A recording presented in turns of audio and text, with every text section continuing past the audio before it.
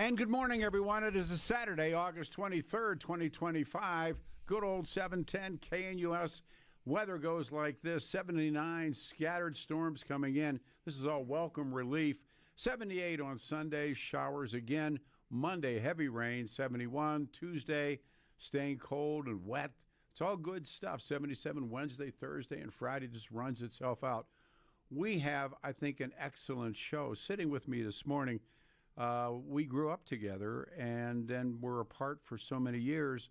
And then at a high school reunion, we reconnected. Chuck Donabedian, who now lives in Cincinnati, he's in town. He's in studio with me this morning. We'll get him on the air a little later.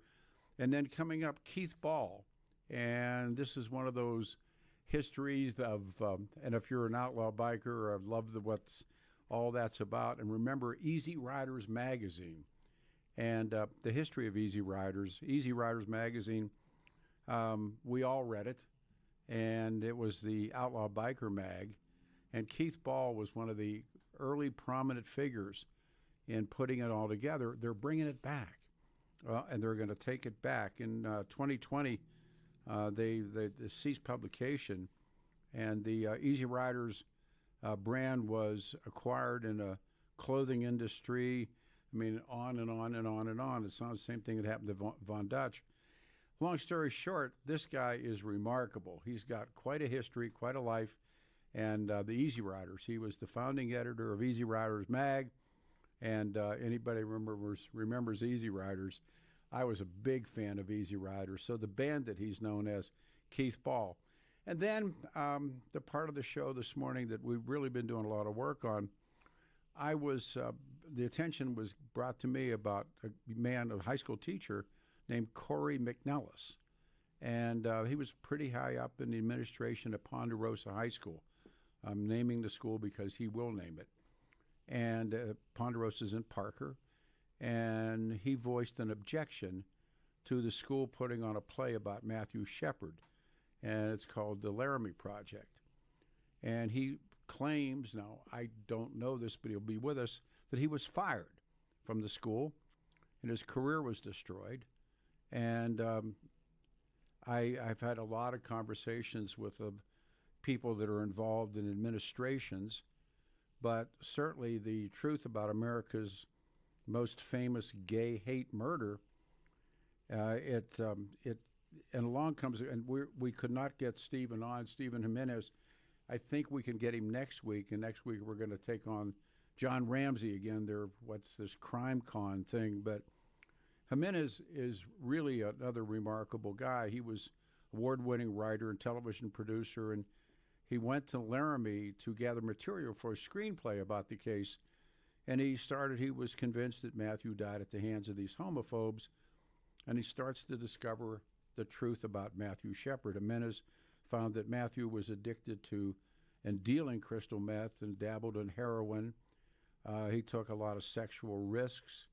He was being pimped out alongside of Aaron McKinney, one of his killers, with whom he also had sex with.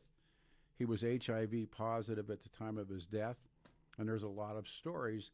And if you all remember the stuff that we went on here with Pat Sullivan and the male prostitute that came to me about Ted Haggard, they had an intersection that was heroin and principally methamphetamine. So Matthew Shepard's drug abuse, in fact, he knew one of the killers. He had sex with him. There was a very strange limo driver character in all of this, and he had witnessed all that. And there was all these rumors that he had access to this shipment of crystal meth with the street value of about $10,000. And of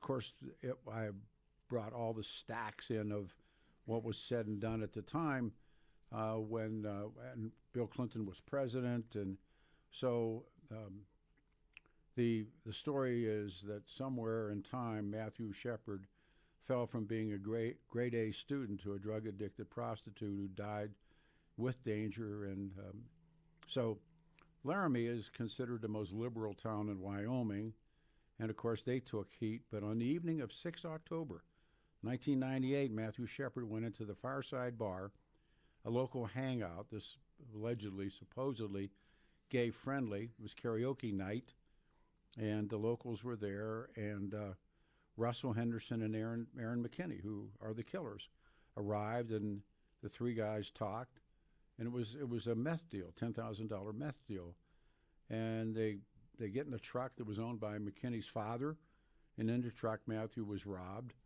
and his keys, his wallet, his shoes, and he was beaten because these other two guys who had been up for 3 or 4 days on a meth run, and as you know, then they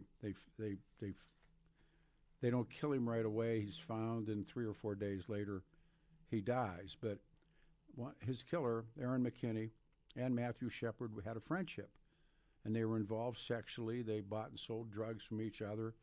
It complicates the original story of two strangers walking into a bar, and this is the Laramie Project, targeting Matthew, someone they did not know, and just killed him because he was gay. And it's the book is really, really well done, and he took a lot of heat for it. And Stephen is gay. He's become a very good friend. But all of these people start up, and Ted Kennedy and Ellen DeGeneres and Elton John sends flowers, and Barbara Streisand calls the Albany County Sheriff's Office to demand quick action. Madonna called an assistant to the university president, Philip Du Bois, to complain about what had happened. President Clinton told journalists at the White House, and I quote, "In our shock and grief, one thing must remain clear. Hate and prejudice are not American values." The funeral was attended by, and actually, he finally was buried, his ashes in Washington, D.C., and he became the deity in the gay rights movement. And the Book of Matt appears, and the well-known substance hits the electrical convenience. And this play, and the Matthew Shepard Foundation, of course, is here, and they raise a lot of money, and they won't deal with the truth of who Matthew Shepard was. Well, along comes this play that's been played across. Actually, they made it a movie, and the high schools put them on, and I've read the story of one school that put it on, and people said, well, it's just not true. Oh, it becomes true in the political correct efforts of what happens now in public education. So this guy's coming in studio. His name is Corey McNellis. He'll be here at 11, I believe. And he's, according to everybody that I talked to, that he's a straight guy. And he said in an email that he objected to and I think he was a listener to the show, but he objected to Matthew Shepard's play at the school, and he said then they piled on, somebody else's words, not mine, claiming now that McNellis, and I'll give you what they called him, I got to look at my notes here, they called him racist, sexist, misogynistic, you name it, and they wanted him out. And so he's now suing the school district, and he said there is a trial in January. And we have talked before about Matthew Shepard, and I believe Matthew Shepard knew Sheriff Pat Sullivan. He street hustled in Denver. They all bought meth from the same major dealer, and I think he went to jail. They think they caught him, but I was trying to. That's why I wanted Stephen on the show this morning, and he just can't do it. But in a nutshell, I know enough about it to talk about it. And so the Laramie Project, and the Laramie Project isn't true, and the school, I don't know if they're going to go ahead and put the play on, or maybe they already did, but I will ask Corey when he's here. But all he did was voice objection to the school putting on a play about Matthew Shepard that's a hoax, or it's a false version, or whatever you want to call it. It's a lie. And everything that happened in the country, and I was reading the scores of all the rich and famous people who just came down on Laramie, and they I guess internally they cut and run, and they allow all of this to happen. And Matthew was, again, Aaron McKinney and Russell Henderson. And Stephen has gone there. I think they're in prison in Utah. And he's gone to meet them. And, there's no excuse for what they did, but it's a different truth. Remember all of that nonsense about his truth or their truth? Well, it's nonsense because there is only truth. And the truth behind America's most famous gay hate murder, Matthew Shepard's horrific death at the hands of redneck homophobes. But there's a different truth. And it's not what the play is about, and it's not what everybody in the country said and did, and principal media and Hollywood, and none of it's true. The Matthew Shepard story is horrible and sad, but it ain't true. And so we will have with us in studio Corey McNellis. He's agreed to come in, so anybody that does that stuff with me, I always go, wow, So I one day when the book is written, I'll tell you about some winky, some really interesting phone calls that I received and some conversations I had with people that are high up in the education system, and they all sort of put their hands up. And so, like I said, and as Kurt Vonnegut said, and so it goes. So this play, the Laramie Project, it just simply isn't true. And you think about what this high school either did or wants to go and do, and there it is. So 79 will be the high today, and 78 tomorrow, and it's going to rain, and then we need this rain. It's going to rain all week, and that's good for us. What do you want to do here, Adam? Do you want to turn around and bring in Keith Ball early? Can we do that, or give him a call? Yeah, let's give him a call. Get him on. I will. You want to break out, no, we can't do that. Okay. So 303-696-1971 is our phone number. Good morning, everyone. This should be quite the show. Waiting for one now. I'm waiting. I see the light go lit, so it'll be Keith Ball. Danny Kaplis did the Kaplis Law Firm. I've known Dan Kaplis for, I'm trying to think how many years we've been friends. And Danny suggested when you choose a lawyer who shares your values, because who you choose to represent you in an injury case says so much about you and everyone involved in the case. Dan's dad, of course, was a Chicago cop. We've talked about his mom and everything that he's been and done. And he is, first of all, a great friend and a really pretty fair country lawyer. And this is the only lawyer in Colorado to win 5 straight multi-million-dollar verdicts in Colorado crash cases, believed to have won the largest truck crash verdict in Colorado history. Danny's law firm, the official law firm, partner of now the Nuggets and the Colorado Avalanche. Danny's law firm is a serious firm for serious cases. He accepts what he says, and he's righteous injury cases on a percentage fee basis. So he can represent good people from all walks of life without regard of ability to pay. And he is my friend, and if you need his help, you call 303-770-5551. On the web, he's Kaplis, C-A-P-L-I-S law.com. So it's dankaplislaw.com, 303-770-5551, 303-770-5551. We have Keith. This is a real honor for me.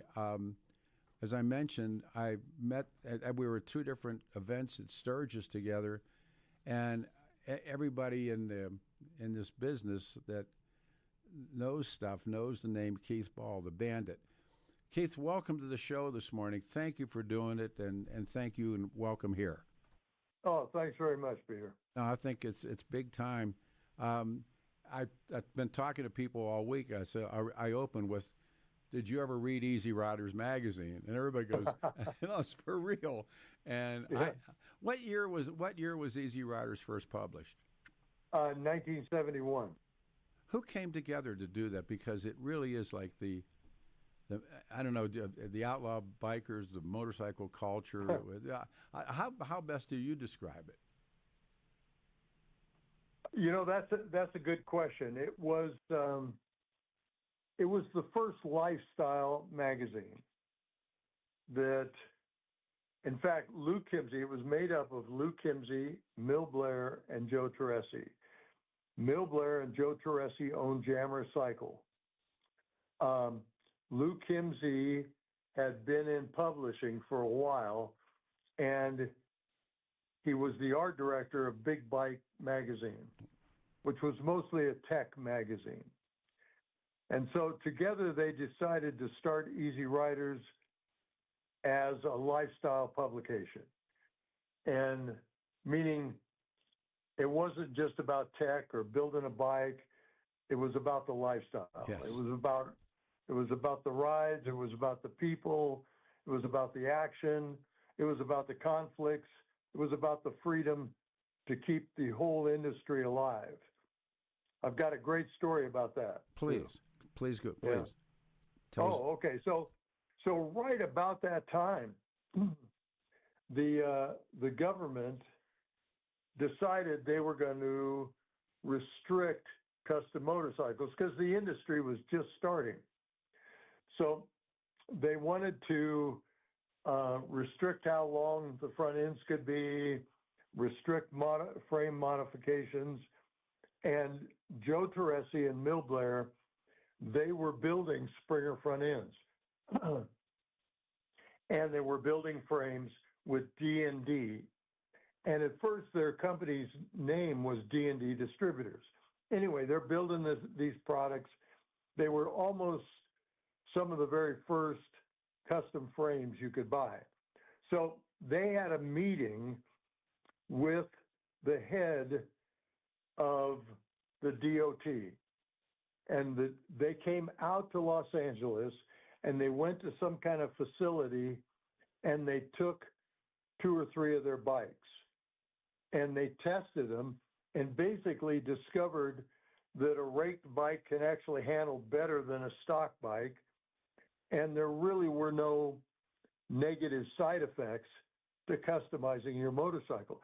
At that point, and this is really amazing, and so few people know this, at that point, restrictions against modifying and building custom motorcycles ended. Wow. And never came back. Never heard that story. That's a good one. Yeah. And if you look around the world, the restrictions on guys in some countries is just onerous. Keith Ball is our guest, Easyriders Magazine. The mag's coming back.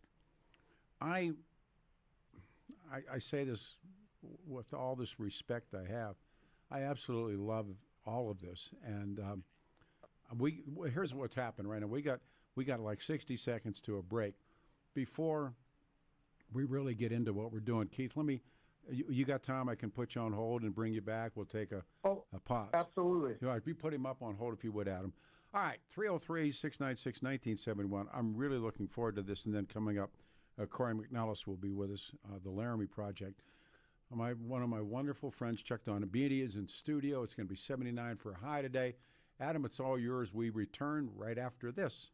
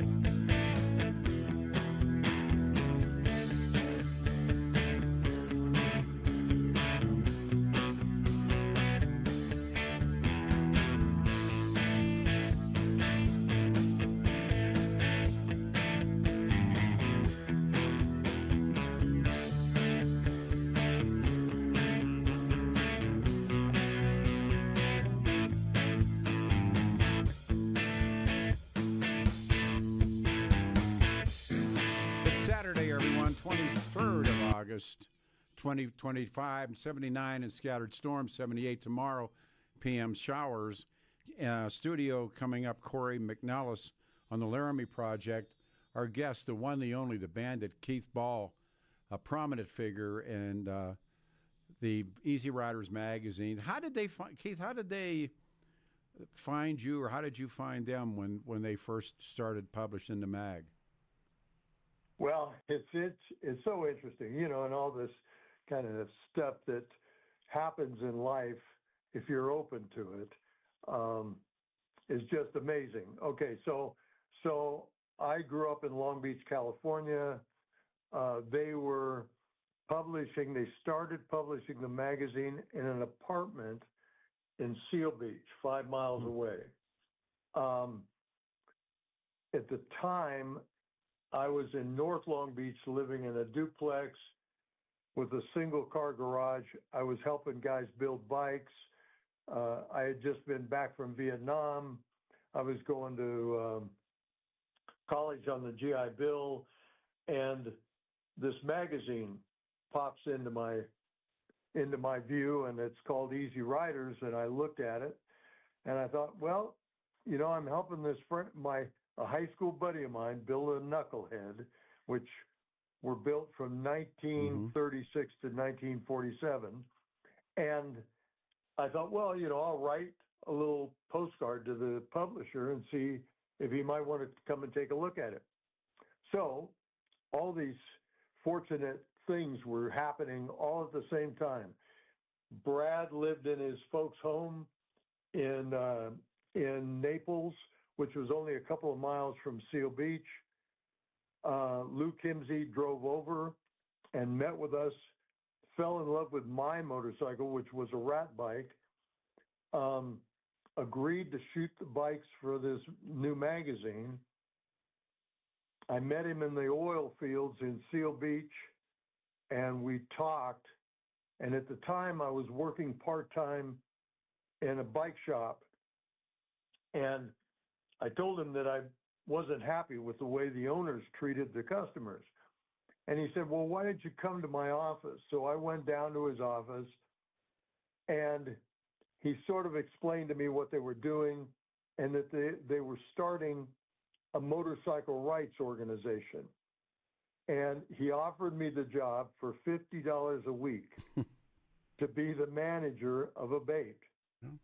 And so I took it on. I kept going to college. I took it on, and shortly thereafter, I started writing articles for the magazine. I became the associate editor, and then the magazine moved to Malibu. And he asked me if I would, you know, pick up my stakes and move to Malibu. Of course, I couldn't afford Malibu. I bought my first home at 23 years old in Oxnard, and that's how I got started. And wow. I was with the company and ultimately became the editor. And, yeah. You know, our guest is Keith Ball. I met him in Sturgis. I've known his name and his prominence. And is it fair to say the outlaw motorcycle culture, is that fair to say that? Because I mean, we all read. We just all read it. I had a script. Right. And you know, So I mean, is it fair to say that? Outlaw. Well, no, I wouldn't call it the outlaw culture. I would call it the chopper culture. Okay. Or the custom motorcycle culture. Okay. Obviously, the outlaw lifestyle was an element of that. Because we, you know, I'm in a club, and Peter Fonda, the late Peter Fonda, was a member, and right. And by the way, that was one of the questions I wanted to ask. Easyriders Mag, did they take the title from the movie that Peter and Dennis Hopper did? I'm sure they did. Yeah. They changed it enough so they could trademark it. They changed it from Easy Rider was the name of the movie. Right. They changed it to one word, Easyriders, plural. Okay. And they used that name and never had a problem with it, as far as I know. Oh, everybody! I mean, everybody saw that movie. Everybody read. I said Right. everybody. Oh, absolutely. I don't know if anybody knows, but I met Terry Southern, and he really was the writing force behind the film. And so I don't know if anybody ever. And I said, "Where did you get the title?" Did you ever hear this story? That and not that I don't want to obviously with you here, but seriously. But did you ever hear how Terry Southern got the name? And Fonda No. he told in New Orleans, right before the First World War, there was a place called Storyville, and Storyville had, they called them cribs, and that's where Louis Armstrong is an orphan and learns to play the horn, and it's extremely corrupt, and it's New Orleans, and Right. and it's principally an African American, jazz bars, and so there was a term, Easy Rider, and it wasn't the John, and it wasn't the pimp. It was the guy who lived with the prostitute was called the Easy Rider. Huh. And Terry Southern, who wrote Candyman, he was like way brilliant. They despised Dennis Hopper and all the stuff. All the Hopper beat him out of all of the money and took the and proclaimed himself. But it was Southern wrote it, and Right. Wow. he said, "We are easy riding freedom in this country," and that's where he said he got the name Easy Rider, and Right. and I thought, what a brilliant thing to come up with. He was really, he was crazy, but he was way smart. Right. And Right. and he said that's where Easy Rider came from. Hmm. And Fonda told me the same story, so there must be something to it. But Right. and, Right. and I Exactly. think that's really reflective on the culture, is it not? The freedom Right. part. Right. And actually an African American Built the bikes. built the bike. You bet. People don't know that either, do they? Right. Tell that story, if you would, please. I'm not sure I can tell the story. He was in Los Angeles. He was a builder in Los Angeles. Mhm. But you probably know the story better than I do. That he was a friend of Peter Fonda's, Yep. Yeah. And he And, built the bikes. And he built the bikes, and he built 2 sets, right? That's the story I heard. That's the story, yeah. And one set was stolen. Yep. And then the other set was used for the filming. I think Ron Paco, Mm-hmm. or Ron Pa at Paco, he was very connected to that. His father and him started building the first motorcycle parts to sort of replace parts and for guys to build custom bikes with. And I think he was connected to that. And he has one of the most authentic Captain America bikes, and now he builds Captain America bikes. Yeah. He's in the process of building his 6th one. Wow. Yeah. Because I got to know Dan Haggerty, and Oh, yeah. oh yeah, and Yeah, exactly. Next time we're together, I can tell you some Haggerty stories, and I'm sure you got them. But Right. The story that I was told was, and it was Fonda told me the story that Dennis Hopper had the 2 leftovers, and they had them in I'm trying to remember what, Venice, California, and he was living in Venice, Right. and that they were stolen. Right. You heard that part, that story, that Yes. they stole the bikes, and so when I never talked to Hopper, but I talked to a lot of people. I talked to Haggerty a lot, who, was Haggerty. But Peter Fonda said that they stole the bikes, and before the movie really got out, the bikes were stolen, we're just talking like me and you, two guys, and he said Right. what happens when people steal motorcycles? I said, well, my understanding is they part them out, they. Right. And he said, yeah, he said they probably parted out those two bikes, and he said, and he had this real zen. He said, but he said, I'm comfortable. He said, because somewhere, someplace, parts of that bike, or those bikes, are still rolling. I thought, Right. well, what a great thing to say. and he was the real deal. I mean, he really Right. was. He. Yeah. And back and again. So when do you put the dates on chopper culture? Where do you put starts on it? Wow. That's a tough one because, a lot of guys like to say, well, it started this time or it started when Easyriders started. Mm-hmm. Well, it was started before there. There was Big Bike Magazine, and before then there were the guys who were building bobbers, and before then it was race. It was guys who were racing and stripping down motorcycles to go racing. I often say that the AMA forced the chopper culture and the outlaw culture by restricting. Actually, I did a piece on this in a book I wrote about Terry the Tramp, the guy who is the 27-year international president of the Vagos. Yeah. And in my research, I came across these stories about how restrictive the AMA became after World War II. And finally, these guys said, hey, screw this. Yep. We're just going to do what we want to do. We're going to dress the way we want to dress and screw all this uniform stuff, And we fought in the war. We're going to ride the way we want to ride. Yeah. And so that could be the beginning. And, that guy was corrupt. It's so interesting about life. But, the guy who proclaims to want to control everything turns out to be the most corrupt. Almost every time, too. Yeah. Yeah, exactly. Well, I've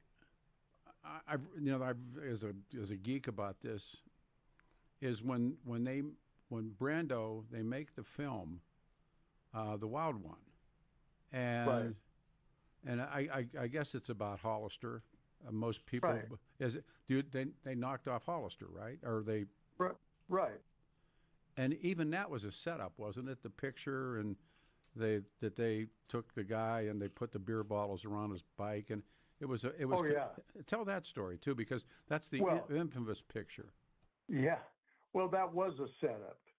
I remember riding to the 50th anniversary of Hollister, and we rode into some little town, and we had breakfast, and this cowboy said to us that when he was a kid, his folks took him to Hollister, and that he was in the car, and he was driving through Hollister, and he said it was just wild, that people were racing around in the streets and doing crazy things, and there was wild women, and he was just completely blown away.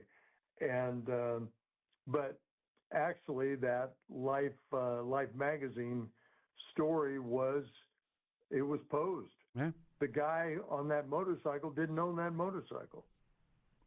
And they pushed the bottles around his tires and. Right. That's all true. Right, exactly. Yeah. Exactly. But that's not to say they weren't, guys weren't having a wild time in Hollister. Yeah. But then Brando does that film, and right. And I think most people remember The Wild One. I remember seeing it and thinking, right. Woo. And then he again, from the culture, the jackets are called Shot, right? I'm trying to remember, but he made the jackets famous. And I remember going back to school that fall, and the hoods all showed up, and they were wearing biker leathers. Yeah, remember? I mean, you and I are Right. about the same age, and all of a sudden, guys are wearing jackets with a bunch of zippers, and we used to call them engineer boots, and Right. all that kind of stuff. That came from all of that, and again, Right. from the culture. Right. Um, and do you think how much of our guest, by the way, I just am in awe, Keith Ball. I really am. I mean, I know the name, and I'm the geek about reading it and watching it. We have so many friends in common, and between us. Oh, absolutely. Yeah. Decker and all those Right. guys, and if I always tell people, if half of those stories are true, if half of them are true, and Right. oh, those guys. Let me do this. Now I'm being told. Can I keep you one more break? Oh, absolutely. Okay. With us is Keith Ball, the Bandit, prominent figure in Easyriders is coming back. Chuck Donabedian's in studio. Corey McNellis is coming up. It's going to be rainy today, rainy the rest of the week, and comes back, I guess, after next Friday. Stay here, 710 KNUS. It's a Saturday. Your KNUS forecast for the Denver metro area calls for an unseasonably mild late summer of weekend weather. We'll be looking at temperatures 70s to low 80s for highs, lows in the upper 50s. We'll be long on clouds, have some periods of showers, some thunderstorm activity, cooler than average temperatures and additional periods of rain, showers, and some thunderstorms early next week. Weather is a service of L&L Heating and Air Conditioning. For quick, trustworthy, and dependable service, call L&L Heating and Air Conditioning at 720-851-1691.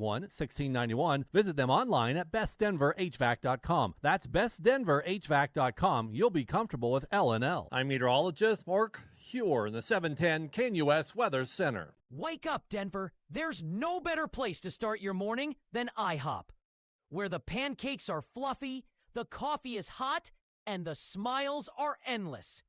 Wednesday, August 27th, join Jeff and Bill as they broadcast their show live from IHOP at 1595 South Colorado Boulevard in Denver.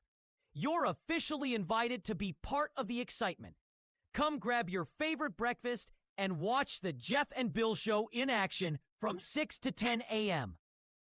Don't forget to try the special Jeff and Bill breakfast. Pancakes, any style eggs, and crispy bacon, all for just $7.10. It's a deal as good as their hot takes. All they need is you. Bring your appetite, bring your friends, and kick off your day with great food and great conversation. See you Wednesday, August 27th at IHOP.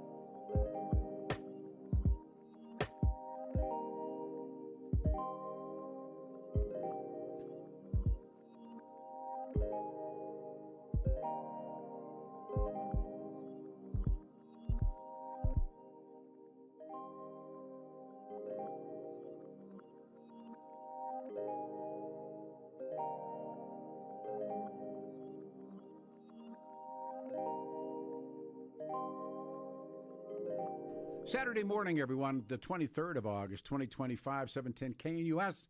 It's going to rain today, rain tomorrow, rain Monday, rain Tuesday, and that's all good. Coming up, and let's watch what happens. Corey McNellis, he was pretty high up in the administration at a big high school here, and he voiced an objection to the school putting on a play about Matthew Shepard, the false version, and he's going to come in the studio with us. Now, I mean, this is like one of those shows that just are really important to me. Keith, the Bandit Ball, prominent figure in chopper culture, and ends up with how far up in Easyriders were you when, and then what happened to the magazine, and what is going to happen next? Well, I worked for the magazine from 1971 to 1981. I got a little upset with the publisher, and I thought, well, I'm going to go do something different. So I left, and in 1987, the company had gone through upheaval, and Joe Teresi became the boss of the magazines. And he asked me if I'd come back in 87. I started to come to Sturgis every year after that. So I took over being the editorial director of about 5 magazines at that point, and the editor of Easyriders. And that grew to 14 magazines and videos and a number of other things. And in 1999, I was the executive vice president, and the company went public.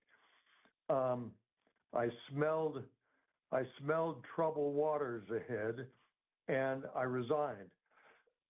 And 12 months later, the company went bankrupt. And from then, and I'm actually trying to work out the timeline of it right now, because I wasn't involved in the company after 1999 until recently, although I was involved in the industry, obviously. So the company was owned by some guys who were Taco Bell executives and very wealthy guys. That went bankrupt. Then the company went along.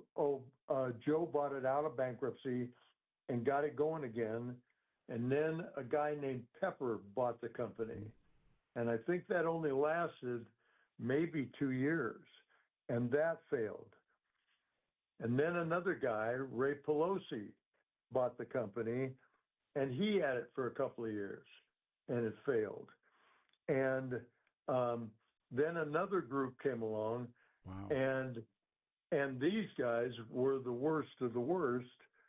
And so basically Joe, who was getting sick at that time, and he passed away last year, Joe and his wife Ellen kept it going.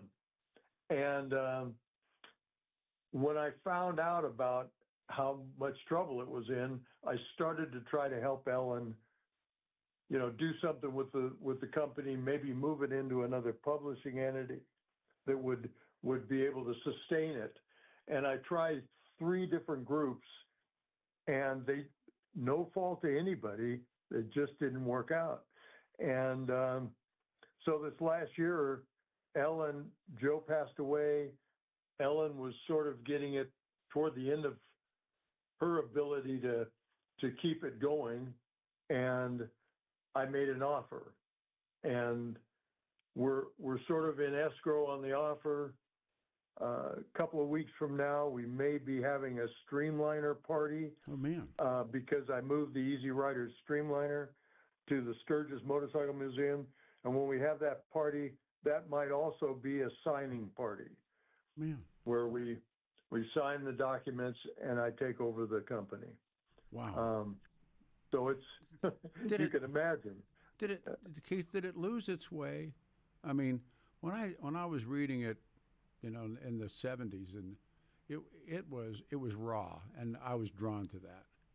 And, right. And that was what appealed, I guess, more to me in the culture. And I had had a motorcycle when I was a kid, and got back on the bikes again. And that was what really drew me to it, to the magazine. And then I always got a sense that it lost its way. Well, here's and you know this as well as I do. Any company that's been around 50 years goes through transformations. And it either survives those transformations or it doesn't. Or it goes through bad leadership, or you name it. I mean, look at Harley Davidson right now. Oh, it's man. struggling. I was going to ask about that. Yeah. Yeah. So any company just goes through these things. Now, it's whether you come out at the other end stronger and more resilient and more devoted to the sort of code of the West or not. And so that's what we're trying to do. We're trying to bring sort of the code of the West back to the magazine. It's just so fascinating to me, and actually our country's facing this right now. Yes. So you think about our country and what it's gone through the last 20 years, and whether it says, okay, we've had enough of this, we're going to go back to our core values.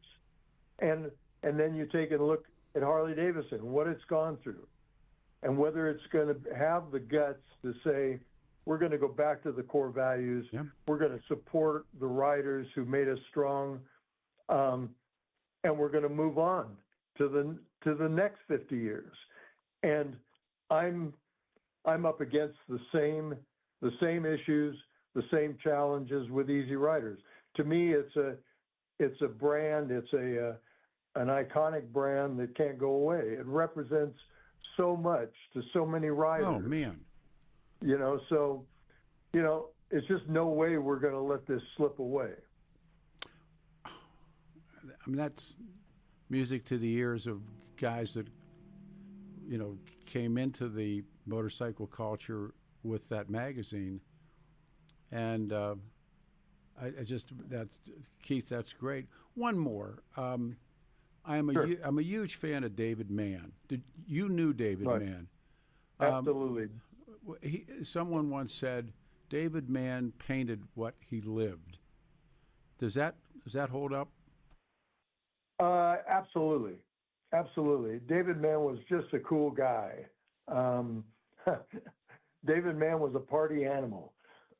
He liked to party, and he was just a magnificent painter. Man. And he really did. He captured the biker lifestyle, and he was an outlaw at one time. Yeah.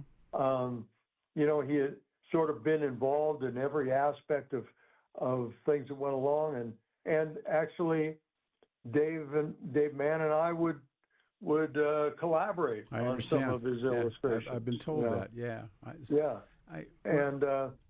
And he's painted paintings for me. Yeah. Wow. Yeah. Hey, I'm going to do this. We got about 2 minutes left. When are you going to ink this deal? Do you think? Well, the schedule is mid-September. I'll tell you what. Come back on the show. Would you do that? You got it. Absolutely. It's be my pleasure. I just love doing this with you, man, brother. Thank you. This is the one and only. They don't come around like this. Keith Ball. All right, I'll talk to you before then. I'll talk to you next. Well, it's coming up on September now. So, thank you. Really a lot. You got it. Made the morning. Thanks, Keith. All right, everybody. Look forward to it. You too, sir. Thank you. All right. Saturday morning, we're going to pause here and do the turnaround and come back. A guy I grew up with, and we've become close, Chuck Donabedian, sitting in the studio with me. But Corey McNellis in the Laramie Project is coming up. He's going to be in the studio with us, and that's a hell of a story. So, everybody hold on your hats. 79 and rain today, 78 and tomorrow and rain. Monday, 71 and rain. Isn't that music to your ears? We need the rain. So, we close? All right. Adam pulls a pin. We come back. We had open lines, and my guest, my longtime friend, is here. 303-696-1971. And McNellis will be here at 11. So, coming into the 10 o'clock, 710 KNUS.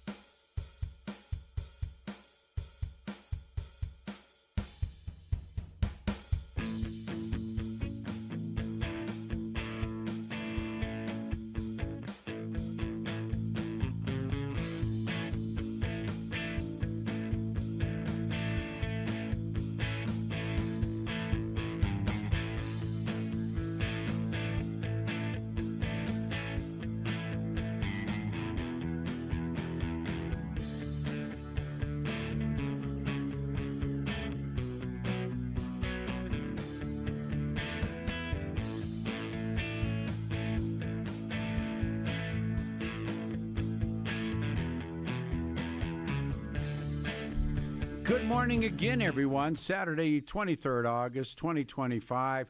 Good old 710, Denver's talk station. And lines are open. We can do open lines, 303-696-1971. Special thanks to Keith Ball. Coming up is Corey McNellis. And this is going to be, I think, it's going to be pretty interesting in and of itself because people talk about public education. We talk about the media. We talk about, the culture. We were talking last segment with Keith Ball about culture, and so I get this lengthy email, and it's about a high school teacher by the name of Corey McNellis, and they say, and he's not going to have any problem saying it. He was their choice of words, not mine. High up in the administration at Ponderosa High School, and that's in Parker, and voiced his objection to the school putting on a play about Matthew Shepard, the false version. So he's fired from the school, and his career is destroyed. And this is what I'm reading to you now. Not only that, I go for that, and he said, look, I don't have a bad thing to say about Corey. I'm telling you. He's one of the good guys, straight shooter, funny, never been in trouble, 2-time state champion wrestler, straight A's, student council president, stellar record as a teacher and administrator, goes to church every Sunday. And all of this happened to him because he said in an email he objected to the Matthew Shepard play. It's called The Laramie Project. And I put that in, it's called The Laramie Project. And they piled on. Again, I'm reading this. Said he was a racist. I mean, how many times have you seen this happen? Racist, sexist, misogynist, you name it. They wanted him out. And he's suing the school district and says the trial is in January. Well, I went through a lot of this. And like so many people, when I found Stephen Jimenez, I found Stephen, and he wrote the Book of Matt. And we had gone through, if you remember, Ted Haggard, Pat Sullivan, all of those things that had happened in Denver. And the horrific killing of Matt Shepard was in 1998. And it becomes known as the worst anti-gay crime in American history. And Matthew was beaten by 2 assailants, a guy named Aaron McKinney and a guy named Russell Henderson. And they pistol whipped him with a gun. They tied him to a fence, and they set fire to the guy. And horrible stuff. And the attack became what people call a cause célèbre, and the national backlash against hyper-macho culture. Again, back to what Keith Ball was talking about and what Chuck and I talked about over dinner last night. And this tolerance, or intolerance rather, of and becomes what a term called homophobia. And as a result, all these good things happen, and the play was called The Laramie Project, which is what's going on now at the high school. And I don't know if the play was done, not done, or it's coming up to be done. And the play toured the country and actually toured Europe and telling Matthew Shepard Story, encouraging campaigns against bigotry, and politicians and celebrities pledged support, funding to combat anti-gay crime, and the Shepard family became campaigners for gay rights. Judy and Dennis, his name was Dennis. And I was telling Chuck that I did the television show at Channel 12, and they came in more than once and sat, and I don't know if they knew the truth about their son or not. But the foundation grew and had a lot of money, and there's all these documentaries and dramas and books and events. And the 2 men responsible were convicted of first-degree murder and given 2 life sentences. Like, both of them got 2 life sentences. And they were not charged with a hate crime. That wasn't possible under Wyoming at the time. But after a lengthy wrangling in Congress, President Obama finally signed what they called, this is how important this is for us to talk about, it was called the Matthew Shepard Act in 2009. It defined certain attacks motivated by victim identity as a hate crime. Remember, it got as far as Barack Obama signing the Matthew Shepard Act. Matthew Shepard Story, well, was not finished. Here comes Stephen Jimenez.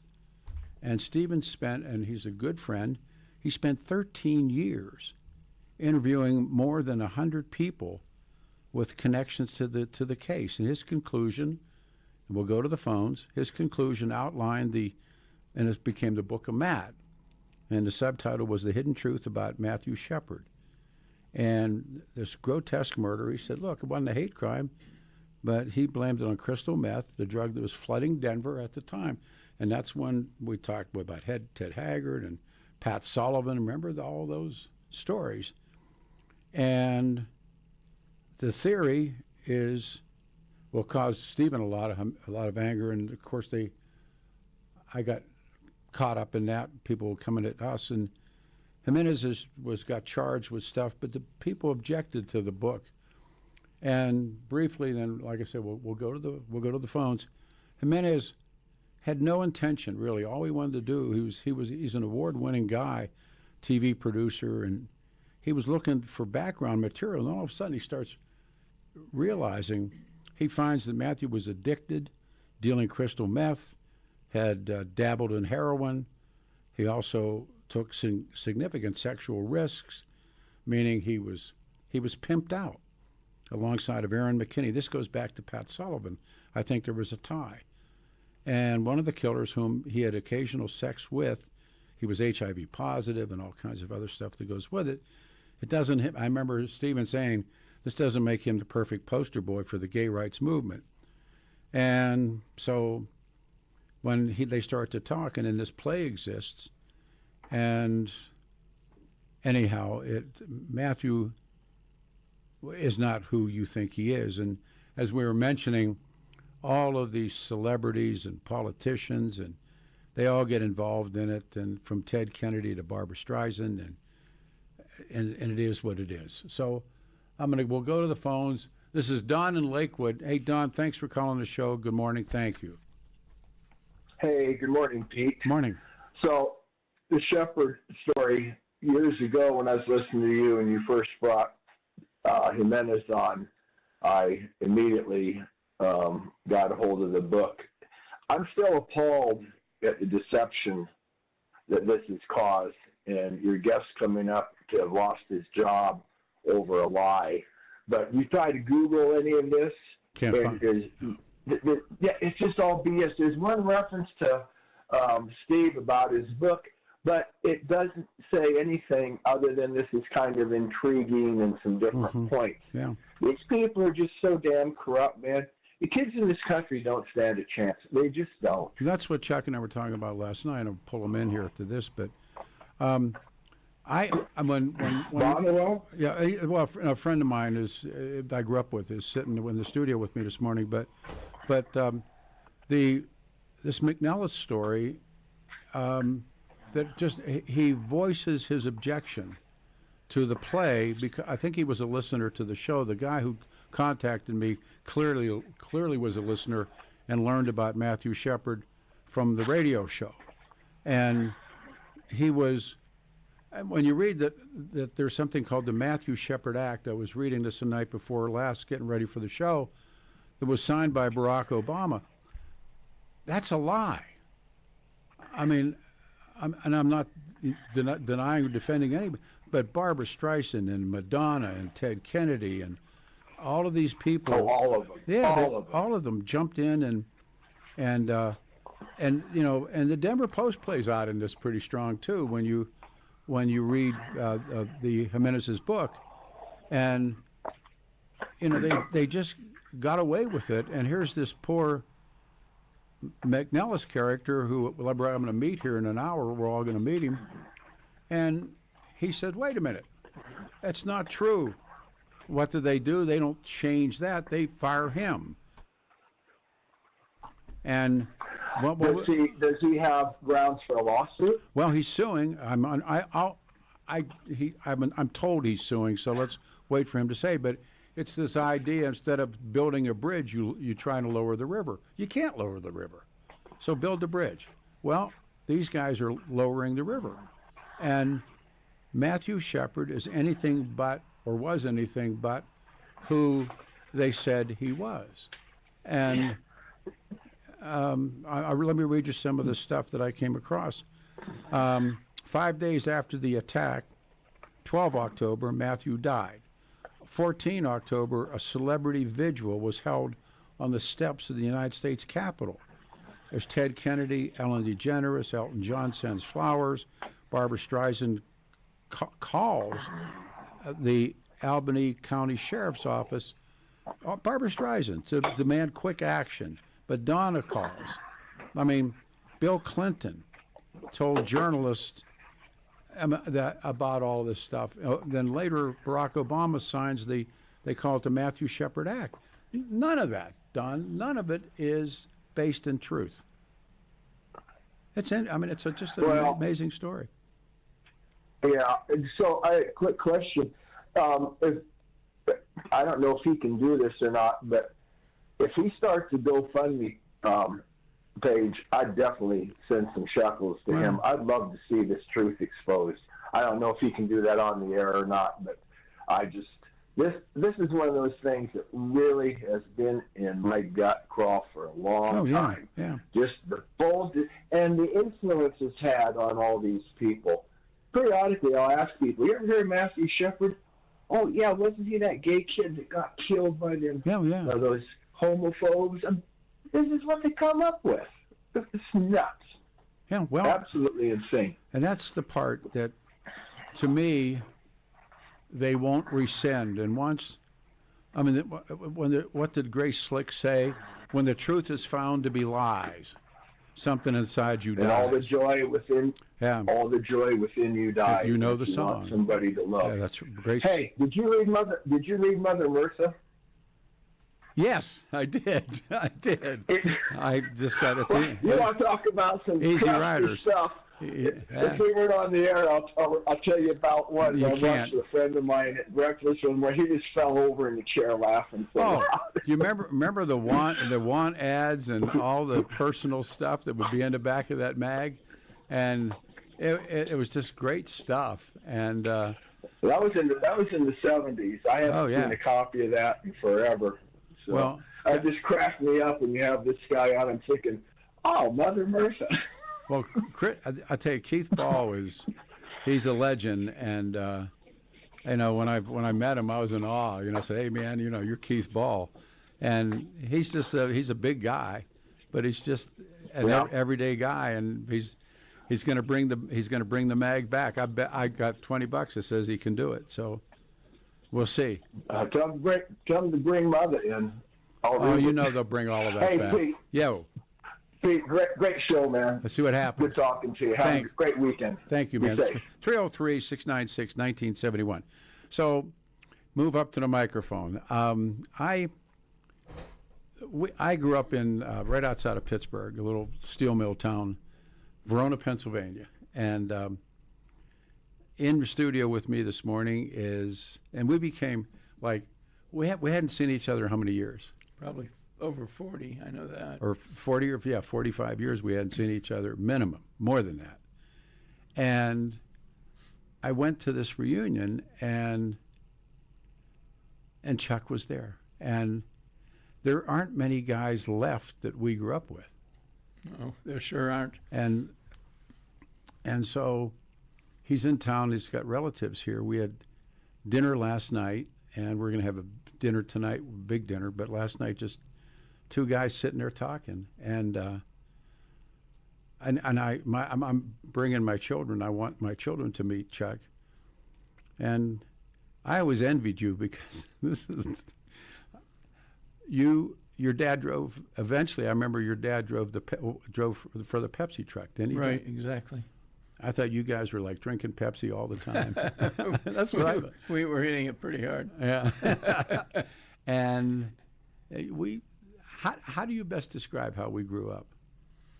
Well, Peter, we were very lucky in that we were in a suburban community that was actually had great schools, things like that. But we were also poor as hell. Yeah, that's a great way to say it. We had to scratch and claw for everything we got, Yeah. but we also learned in that kind of lifestyle with those kinds of wonderful working class people. Yeah.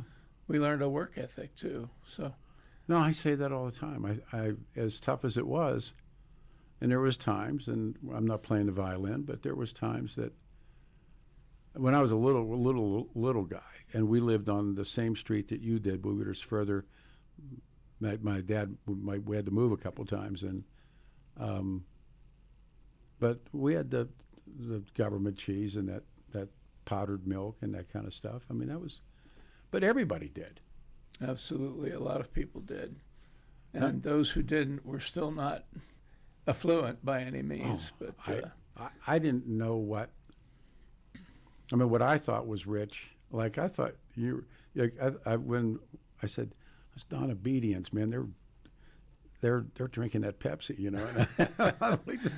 we got it for free. So. Yeah, no, because of your dad. Yeah. But your dad was a tough guy. Oh yeah, It was and I drove a route truck, you know, in the summers after high school for a couple of years. Yeah. To pay for college. When that job fell through, that's when I decided I was draft bait. I might as well get myself into the Army. But, There you go. but I look back on those times, and we did have a lot of fun. I thought so too. Although some of it was crazy fun. Well, like I said, there are guys that are gone, and every once in a while you get something like from the school, or I still talk to a couple of people we grew up with, and they'll say, "Oh, did you hear? Fill in the blank died," and you're kind of taken back by it. The guy that came to school in a biker jacket was Fred Kelly. You remember Sure. Fred Kelly? And He was a character. he's gone. You know, I mean, they robbed an SNL. I mean, there's all these stories about this stuff. Yeah, that he did. Wow. And they were called home savings or something. The one in Harmerville, and not allegedly, hell, he did it. And we knew guys went to jail and went to prison, but oddly enough, on the road that you lived on, several of the guys that were within a mile of you died before they were 35. Yes. Which, when you think of it, is shocking. And when we were talking one day, you told me about Chuck. I won't get his last name out, but he was down the road, and one of the truly most popular. Oh man, handsome guy. Yeah, handsome guy, just a great guy. And in his 30s, he OD'd on. No, he took his own life. Oh, I thought it was drugs. No, because a guy that we grew up that became a cop, Woody told me. I know Woody. He told me that Chuck took his own life. Oh, I'm shocked. I didn't know that. Yeah, but there were ODs too. But I mean, Chuck took his own life, and I've never really quite figured it all out. One of the things that you did, and we talked to your wife last night. So Chuck, we got 30 seconds. I should hold the story, but we called Kathy last night and talked to her, and I told her that story. She had never heard it before, but she was like the Tippi Hedren of the of the neighborhood. She was beautiful, and she lived next to the guy that I hung out with, Severo Migloretti, and I would see her. I was afraid to talk to her. And you married her. I thought, how'd you do that? Hang on, we'll come back. 710 KNUS, Denver's talk station. Stay here. Your KNUS forecast for the Denver metro area calls for an unseasonably mild late summer of weekend weather. We'll be looking at temperatures 70s to low 80s for highs. Lows in the upper 50s. We'll be long on clouds, have some periods of showers, some thunderstorm activity, cooler than average temperatures and additional periods of rain, showers, and some thunderstorms early next week. Weather is a service of L&L Heating and Air Conditioning. For quick, trustworthy, and dependable service, call L&L Heating and Air Conditioning at 720-851-1691. Visit them online at bestdenverhvac.com. That's bestdenverhvac.com. You'll be comfortable with L&L. I'm meteorologist Mark Huer in the 710 KNUS Weather Center.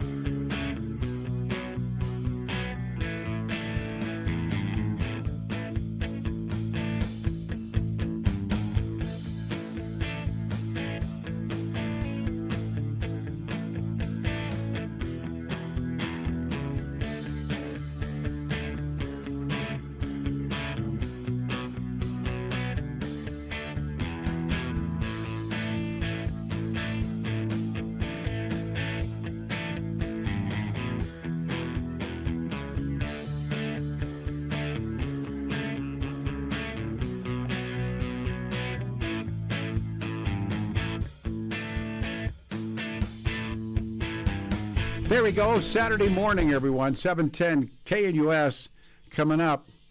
It's about the Matthew Shepard play, the Laramie Project, and of course it's false. And what happened, according to our guest Corey McNellis at Ponderosa High School, childhood friend, great guy in studio. And so here we go. I'm happy to talk to you about my friends at Water Pros. We have Water Pros at the house, and Water Pros cares about the quality of your water. You can remove forever chemicals and microplastics and hard water with Water Pros. And they're doing a Peter Boyles special for only, well, you too. You get the whole water softener, point of use reverse osmosis drinking water system fully installed. But before you do anything, and this is the good one, this is a gimme, go to waterprosproject.net and sign up for your free in-home consultation. They come and they'll test your water for free right in front of you. And they'll show you how it's done. And they'll come to your home, they test the water, they answer all your questions and the concerns about the water, and then it's your turn. You do what you wish. But find out. It's a gimme. Water Pros, that is waterpros.net, waterpros.net, waterpros.net. I'll give you a phone number, 303-862-5554, 303-862-5554, 303-862-5554, and ask for our special today. Water Pros is family-owned, veteran-owned business dedicated to providing you the best in water treatment for far less than the other guys. But take the offer. We're going into fall. Take the offer. Call them or get them on the internet and have them come and test your water. In studio, I say we grew up together, and we reunited. It had to be, I don't know, after 45 years, 50 years, and it just stuck. And he's in town, and I said, man, you come do the radio show with me, and he's going to meet my children today and my grandson, and well, he'll tell them stories. And we were talking about you married one of the most beautiful women that was in our neighborhood, and we were talking about beautiful women we knew growing up. Right. And I just tried to call one of them, so we put her on the air, but we didn't catch her. But your wife, and I said it to her last night. We called her, and they lived. No, she lived next door to Sam Migloretti, and we talked about his father, and he was my good friend. And she went to private school. She went to Sacred Heart went to girls' Catholic school. Right. So they didn't go with us. Smart. And she was like the Tippi Hedren. She was, like aloof, but she wasn't really. But no. I kind of saw it that way. She was really, really pretty, really beautiful, and I would see her walking, and she would, I guess, catch a bus. Yeah, her mother would take her to the bus down on Frankstown Road. Okay. And then after school, her job was to walk home, which was quite a ways. Oh, man. As you know, up the hill. That's when I would see her, yeah. Yeah. And I met her in 8th grade. And our first date was a church dance. St. Joe's? At St. Joe's. Yeah. We were 14. Yeah. And I was so dazzled by her. Oh. And amazed that she would go out with me. That's two. There's two. But over time, we started really getting serious. Probably when we were 15, we were kind of serious about it. I remember you were going with her. And I went through. Personally couldn't figure it out, but. Yeah. And then she went off to a different school. She went to Seton Hill. Okay. And then transferred to Duquesne. And I was up at Clarion State College because it was the cheapest school in the state. And but even that didn't. And you went with Tommy Lawler. Tommy Lawler was my roommate. Another guy that's gone. And Lou Clark was going to be our roommate. Yeah. And Lou was a minister's son. Yeah. A wonderful guy, and he couldn't afford to go to college, so that never worked out. But Kathy and I, kept dating, and we double dated. When we got married, her best friend was her maid of honor, and her best friend's, a guy became her husband, was my best man. Oh, wow. And we stayed close for forever. So what was your first car? That's one of my favorite things. You had would you have? Yeah, my dad insisted that I buy for $50 a wrecked two-tone Pontiac. It was a 51 Pontiac. And I'm not very handy. Neither one of us. I'm not handy. Yeah. Let's not say not very handy. I'm not handy. Bingo. But my job was to put it back together. But didn't you worked on the truck with your dad? Well, that was the job was, I actually literally ran the routes and drove the truck. But in this thing, I put another fender on it, another hood on it. By the time I get done with what was a two-tone car, it had 5 colors, sure. And I didn't have the ability to put a grill on it, so I just tied the roof or the hood down. And my neighbor, who was a Korean War vet and a really wonderful guy, the car had no radio, and he said, "Here, I've got one. I'll give you." And I had no way to put it in there, so I put it in the glove box. Sure. And if you wanted to change the station, you had to use a pair of pliers. No, I mean, It was a great car, except Kathy was not allowed to go out in it. No, her father took one look at that and said, "No way." I had a '54 Ford 4-door, and it didn't have a handbrake, and everybody lived on a hill. I mean, you lived on a hill. Yes. And I would park it, and I'd go up all the way up and bump the telephone poles in front of my old man's house, and that held it. But I carried a block, one of those cinder blocks, in the floor in the back, and when I would park it, and then I'd put the block behind the rear tire to make sure it wasn't going to go anywhere. But the door wouldn't shut. The passenger door would not shut. So we slammed it and then got clothesline. I'm not making this Absolutely up. right. And we tied the door shut with clothesline. You could put the window all the way up except for about, I don't know, maybe 4 inches. That was the clothesline. But if anybody was getting in the front seat with you, they had to get in on the driver's side and slide over. Right. I thought that was a great car. I mean, I had a car. If you had a car, that was a big deal. Yeah. I mean, you have your own car. Man. So see, and I thought that was like freedom. And Tom Holmes, another kid that I knew growing up, and Tommy, we lost Tommy too, but we had these kind of conversations. You and I go pretty much in depth about a lot of stuff, but Tom and I did. And I said, and I wrote about it. I said, what did we want? And this is interesting. And we wanted a nice car, not a new car. We never thought about new cars. That was too much to expect, yeah. A nice car. And you accomplished number 2, a nice girlfriend, a good girlfriend, and making $100 a week. Right. Remember, we talked about that last night. That was a pretty damn good salary in that day. $100 a week. Yeah. Well, you were in the union. You were a Teamster. Right. How old were you? Well, okay, so 18. You had to be 18. You had to join the union to take that job. Yeah. And the Teamsters, and it basically your first week's pay went to pay your union dues. But it was a great job. I mean, that was really, truly an amazing job. Was Jimmy Hoffa running the union then? Yes. Yeah. We're in 1961, and that job paid $85 a week. Wow. Plus 10 cents for every case you delivered. Wow. Or 12 cents for the 16-ounce cases. And the $100 a week. I want to tell you, you could make $150 a week. It was amazing, and that's how I was going to college.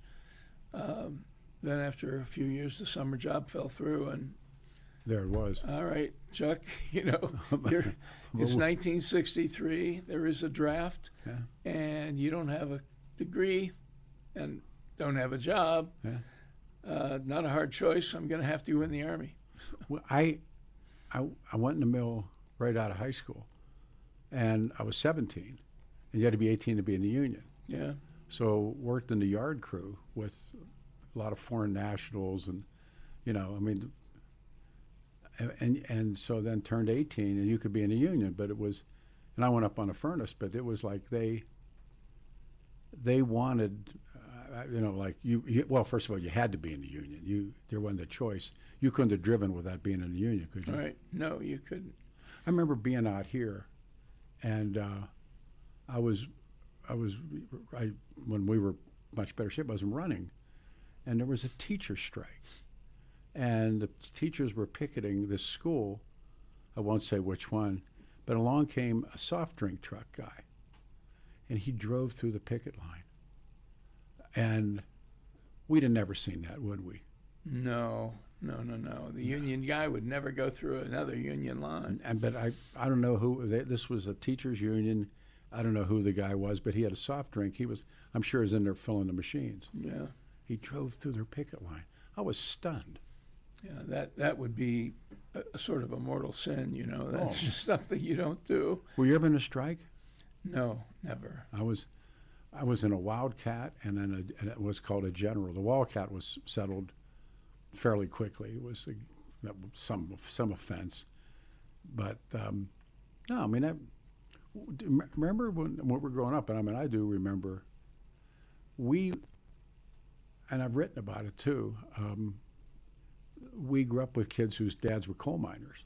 Yep. And there was a woman that we went to high school with. Her name was Barbara Cicada, and my last name was B-O-Y. And she was C-A-C, and so she sat right behind me in 7th grade. And remember, they would make announcements in the morning, school announcements, and they would announce whether somebody lost their dad or something. Oh. And Barbara Cicada's dad, Newfield, that I later found out Newfield actually went under the Allegheny River. They mined under the river. Really? I didn't know that. Yeah, when they were but the roof fell in on her dad, and they lost her dad. And we had a ball game at Davidson Field. Remember Davidson Field? Yes, I sure do. Ooh, that was, and you, as little kids, they had adults that would harass you at Davidson Field. And I'm standing on first base, and the air shaft for Newfield Mine was behind third base, like maybe 50 yards behind third base. And I thought, Barbara's dad's down there. Yes. I remember that stuff. And my kids have never had experiences like that. Yeah. Well, before my family moved to Penn Hills, which we lived in Swissvale, which was... My grandma lived in Swissvale. At night, we would go over... You said Switch, too, last night. Yeah, you had me. We went a couple of blocks, and we would sit up on a bluff and look down over over a baseball field and the railroad yards and the steel mills. There it is. We'd go there to watch the blast furnaces. Oh, yeah, sure. And that was just so cool. The slag dump. And yes, and when in those days when you were, let's say you're 18 now, and you're actually driving from downtown to home on the Parkway. Sure. You would go by the steel mills. U.S. Steel. It was so dazzling, and when you go back home now, nothing. None of it's there, and it's really disappointing. Edgewater's gone. Yes. Edgewater's torn down. So much has changed, but as a kid, I only knew one boy that was in our neighborhood. Other than him, I didn't know anybody that didn't carry his lunch bucket up the street to the streetcar tracks, get on the tracks, and go down to the mills. That was, and but having said that, and how everybody struggled, those were some of the most wonderful people you ever met. Oh. They were salt of the earth. Here's a term, mill hunky. Oh, yes. So you just know, and we were mill hunkies. Yeah. Well, the term hunky was, used in Pittsburgh. It was it was a term of endearment. If you were called a hunky, that wasn't offensive. No, not at all.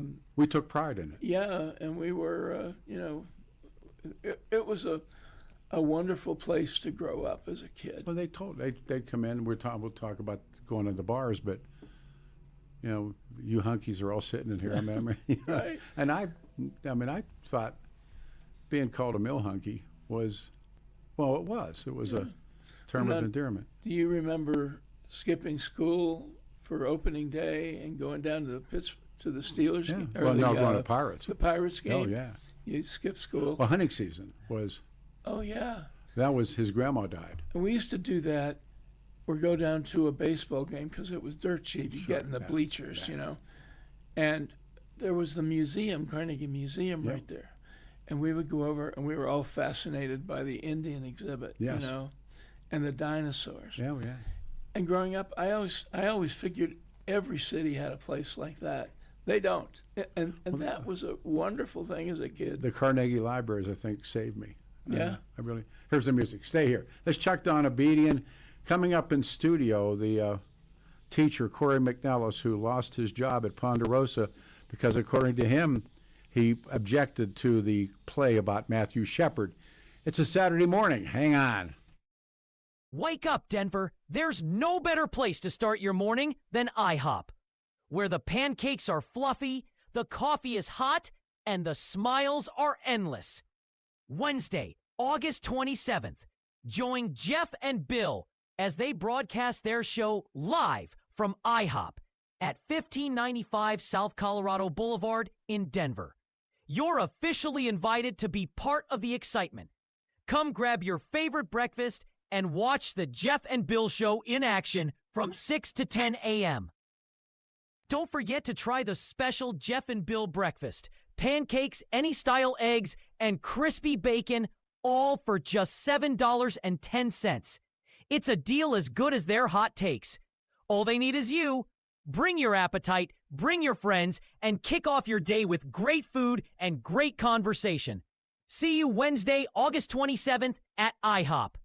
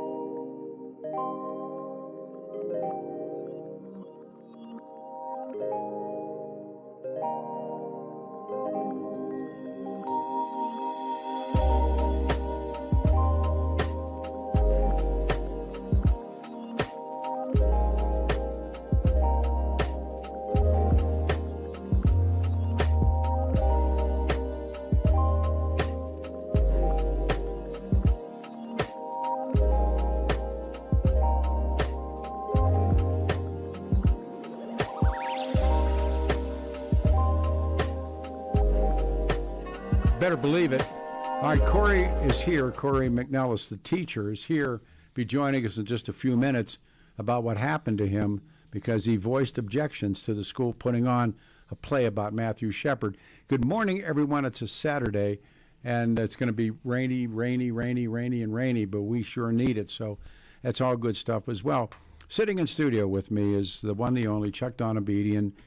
We virtually grew up together and had not seen each other since probably high school graduation and ran into one another, and it all just came back, and we were talking. His dad was a Teamster, and we were talking about joining the union, and you didn't have a choice about joining the union. I tell a story that I wrote about. You remember Jim Clinton? Sure. Well, Clinton and I were working in Edgewater and working 4 to 12, and to make the story very short, and we could drink, talking about bars. I know I wasn't 21, but in that world, if you were a man working, you're telling me, I just nodded your head. Yeah. You could drink. You were a man because you were working in that mill. You were working in the mill, and, so you were doing real work. Yeah. And there was very little. I probably looked like I was 12, but we would go across the street, and they had air conditioning, and they advertised that because nobody had air conditioning. And then number 2, they had a color TV. Oh my God! They had it run over the bar. Wow! And we were in there, and there was an old man in there. Just do the story real quick, and I've told it on the radio a couple of times. But everybody, Stash or Ski or Stan, they were all coal miners. Right. And lots of Eastern European. Oh, yeah. And so I had said I said, like something about it was Barry Goldwater and Lyndon Johnson, and I said, we were talking to a guy, and everybody's Stash or something, and I said, who are you voting for? And Clinton and I were sitting in a booth, and this guy sitting at the bar, and he said, who's running?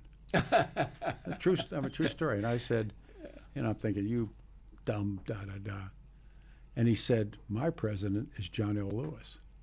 There you go. Coal miners. Yeah. And at the time I thought that was, and then when I gave it some thought as a older guy, I said, John L. Lewis got him safety in the coal mines, got him retirement pay. I mean, nothing was rougher than the coal mines. You bet. And all the things, safety and vacation, retirement, it got by John L., the great John L. Yeah. And I thought to myself, the guy was telling me the truth.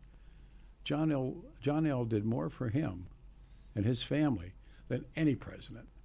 Yeah. And that was the stuff that I think that we kind of learned maybe how it was. And from that class of people, we learned a work ethic. Oh, sure. It was go to work.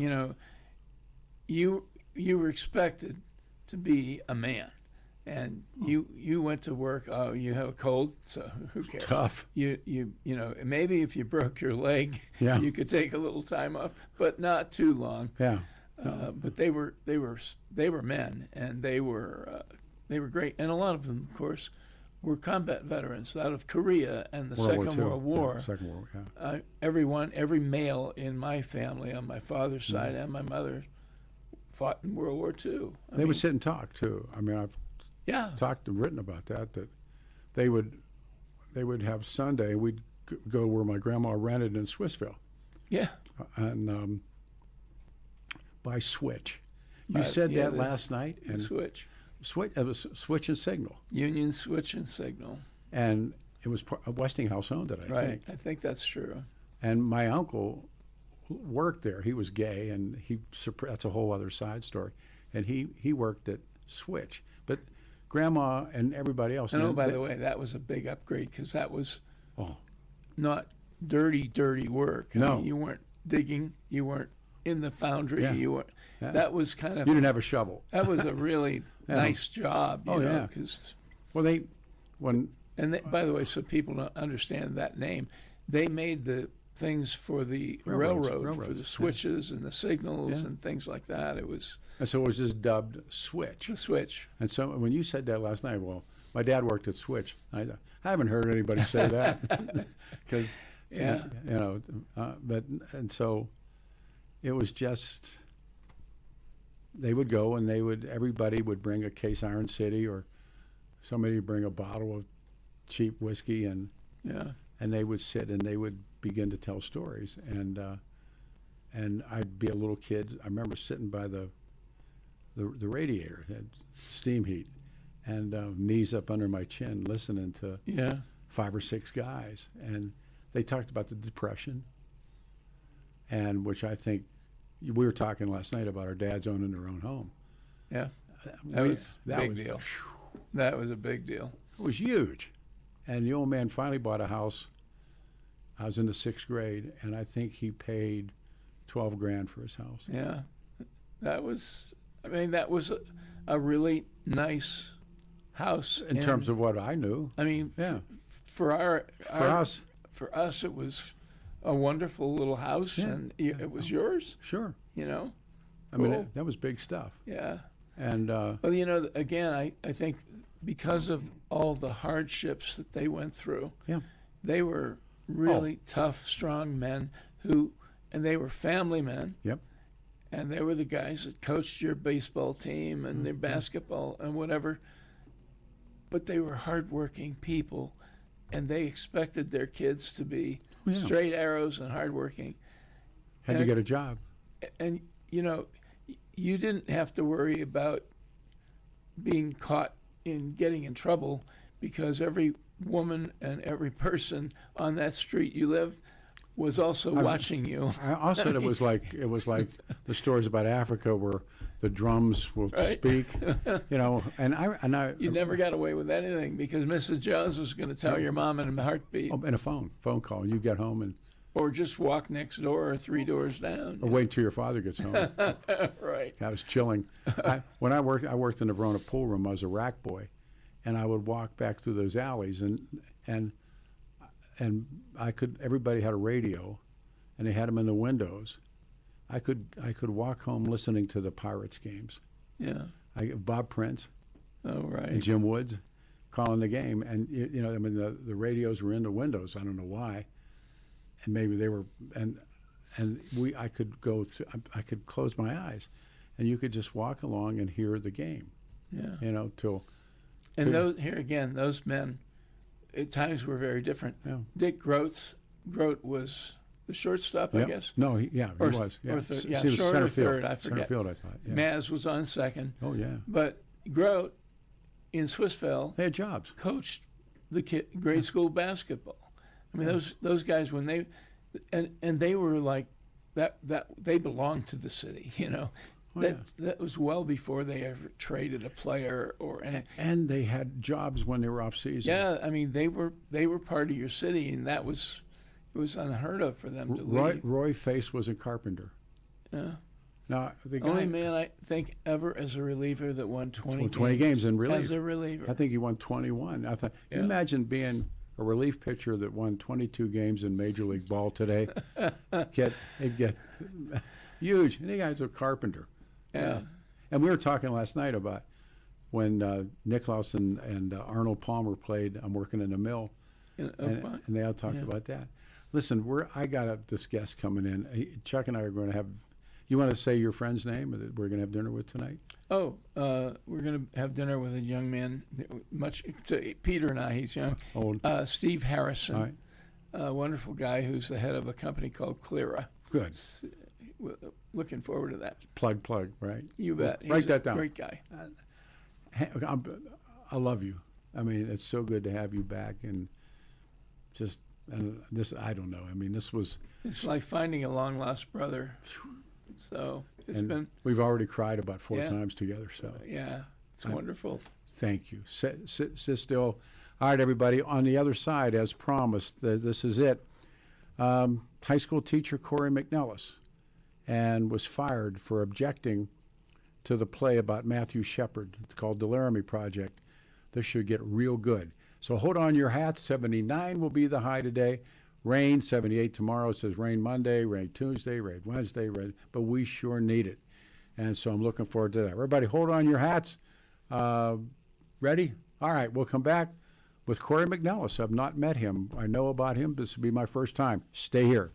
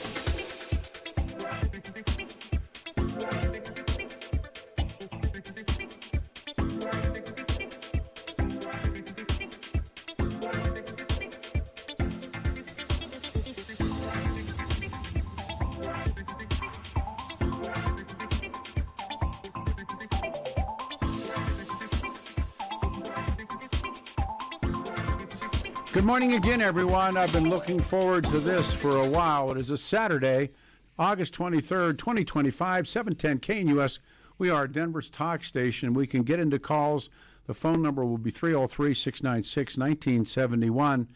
By the way, it's going to be rainy all rest of the week, and I want to, one more time on a billboard for Jeff and Billy, the world tour. The guys are going to Denver, to the IHOP in Denver on Colorado Boulevard. They'll be there Wednesday morning from 6 until 10. It's always fun for breakfast with the guys. That's close enough. Maybe stop by and get something to eat. I got this, and I'll just read part of it. It says, Peter, I distinctly remember you talking about Matt Shepard a few times. Yes, you did.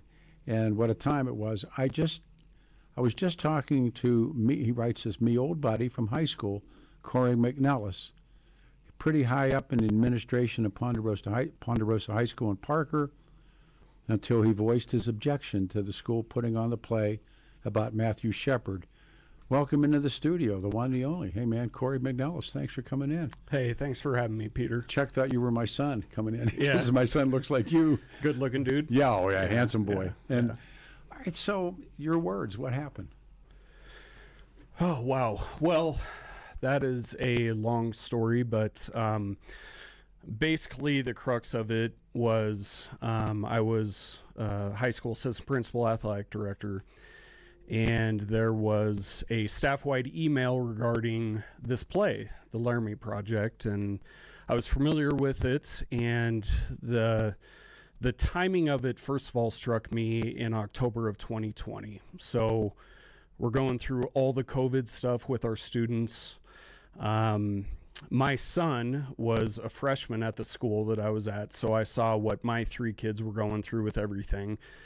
So it first struck me with this email, the staff-wide email that was asking for, a response to it. We'd love to hear your feedback. My first response was, this is a really stupid idea to do this. Our kids are going through a lot of junk. They don't feel good. They're just back to school, and the timing was terrible. That's first of all. Second of all, in knowing about the story, the way that, and I am a Christian, and that's kind of the crux of what we're going to talk about, the way that Christian characters were portrayed was pretty awful. And not that all Christians are perfect, but I just didn't think with the timing of the play, with that it was an appropriate thing to do. So and I put in the email, as a father of a student here, but also an employee, what's my recourse if I disagree with this production? And from there, everything hit the fan. The play's a hoax. And I know I was trying to get Stephen to be on with you this morning, the guy who wrote the book. And they're busy. And I know this ain't your last time we're going to be together. But how did they fire you? And did they give you a reason for firing you? Because I've listened to some people who said, they said all these detrimental things about Corey that weren't true. And Correct. You're nodding your head. Correct. Up to including you're a drunk. Correct. Yeah.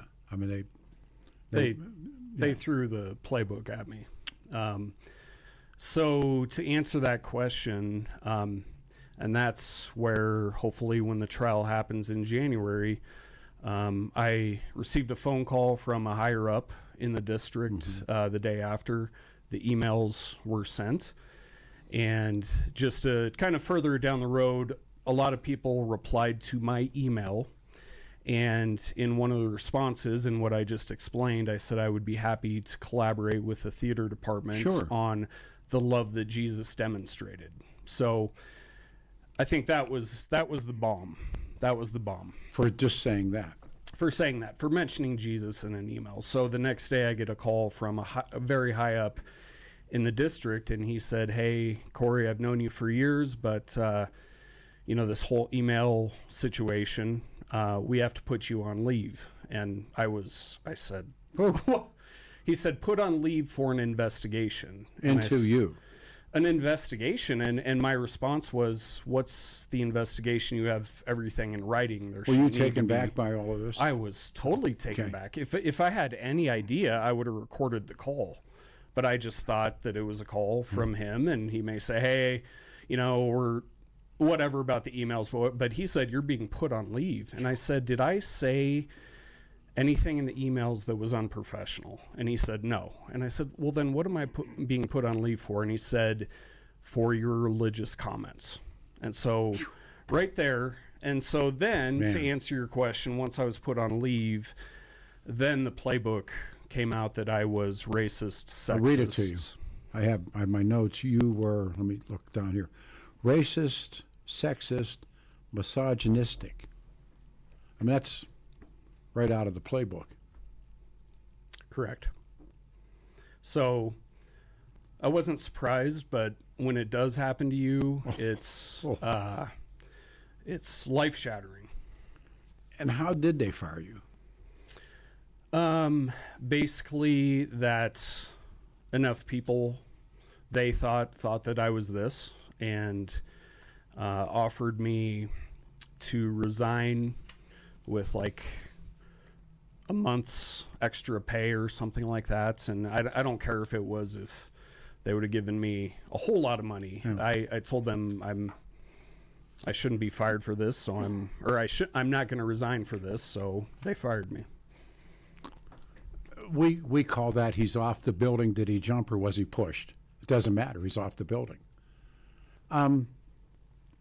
Did you ever have a face-to-face with anybody and confront them that this play, the Laramie Project, is a hoax? It really couldn't even get to that. And Peter, and I get where you're coming from. My whole thing was not so much about the hoax of everything. And I do agree with you. For me, it was more about the kids and what was going on. And why would we, in October of 2020, do this play that was so depressing, false, but depressing? I mean, can't we do Grease or... Yeah, no, seriously. I mean, who was behind doing the play? You don't have to name names, but was it somebody in the arts theater? Was it? So it was the theater department that needed approval from the activities director, and then ultimately the principal of the school. And from my understanding, because it was a controversial thing, it did go up to the district level. I mean, it isn't controversial. Well, controversial in that there were parents that, even within the theater department, that were voicing concern on why Ponderosa was doing this play. So but they it was not just me. Yeah, you can't fire them. Correct. So correct. Did they go ahead and do the play? They did. They did. I wondered. They did. If they did it. I've seen it. But I've also read and Stephen is a good friend, Stephen Jimenez, and I've seen the play, but and I think that I actually helped the play because they sold it out. It became a thing, and I was told that my son said a few days later while I was put on leave, a lot of teachers were wearing the rainbow gear and everything. Like it really charged them up. So it was like a win for the... It was, yeah. And it is such a... For the folks here, they're just joining us. In studio, I'm Peter Boyles. This is Corey McNellis. Ponderosa High School, of course, is in Parker. And he voices his objection to a play about Matthew Shepard. And the play about Matthew Shepard is called The Laramie Project. I've seen it. And the way it is portrayed is this innocent young gay man walks into the Fireside Bar, and there's two guys shooting pool, Aaron McKinney, one of the killers, and they kill him for just being gay. And it set off a firestorm across the country. He was 21 years old, and and then it turns out, here comes, now who's become a very good friend, Stephen, and we'll have Stephen on next week, and maybe can tag you by phone or something to talk. And I don't know if Stephen knows what happened to you, and we've told him, but Stephen goes up to Laramie to try and he's a television producer. he's also, that it matters, he's also a gay man, and he's married to another man. But he was going to do the real true background story. Well, he gets up there, and he actually ends up talking first to because I know the story well, to a retired cop. And the retired cop says to Stephen, no, the whole story's, do you know this? The whole story's phony. Yes. And so Aaron and Matt, they knew each other. They were sex partners. They got pimped out together. It's a sad story. Obviously, it's horrible, but it was a dope deal gone wrong. That's what it was. $10,000 worth of crystal meth. And that's it. And how can you not know that? I mean, we were saying that. What must it, in this, it's a very politically correct world. I understand public education, but facts are hard. Oh, I mean, I remember how people blew up at me and I'm like an innocent bystander, I think. No, I'm not, but I just had Stephen on a couple of times, and I did a television show in Denver for a long, long time, and Judy and Dennis Shepard would come on the show. As soon as we started doing this, that was the last time I heard from them. I invited them, said, come on. And I invited them to meet Stephen. No way. So you know at that moment that they're caught and they're trapped. You mind taking calls? Sure. All right, 303-696-1971. Our lines are open. He'll put his headsets on. So what have you been doing since you got canned? What were you teaching, by the way? I should have asked that. So I started out as a social studies teacher. Okay. Coached the wrestling team. Assistant coach. You wrestled in high school, I'm told. I went to Ponderosa. Oh, man. I went to Ponderosa all 4 years. Great experience. And then after college, came back and started out teaching social studies, coaching, and then got into administration. Okay. Yeah. So what would you like to say or ask of Corey, and about what happened, and what do you think what happened? And I spent a lot of time on this story because of Pat Sullivan. I think Pat Sullivan, remember Sheriff Pat Sullivan, and what happened to and I think that they all knew each other. I also think Pat Sullivan's good for a couple of murders.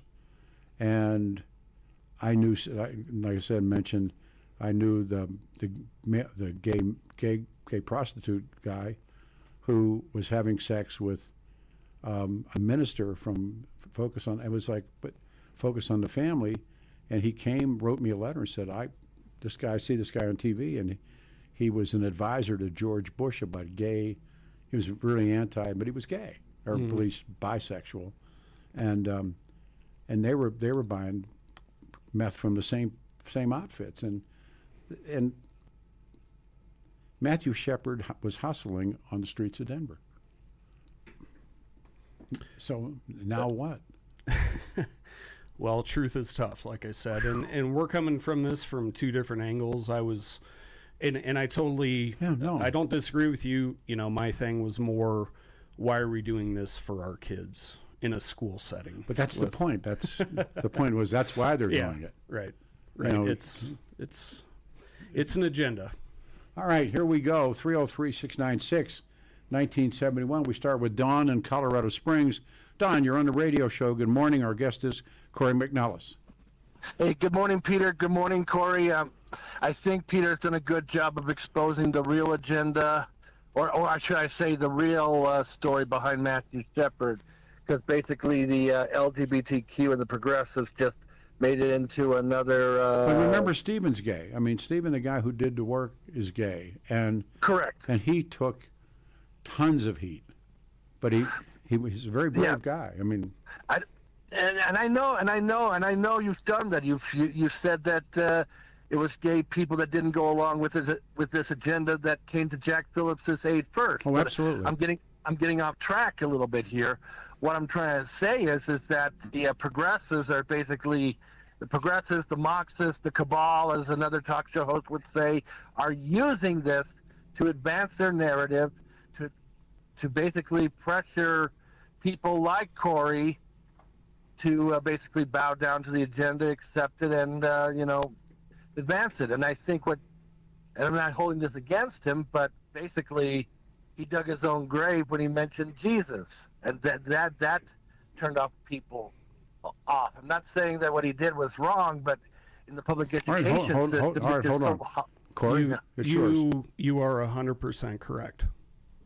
You think that's where it crossed the line? Yes. Do you think if you that's where it really blew up.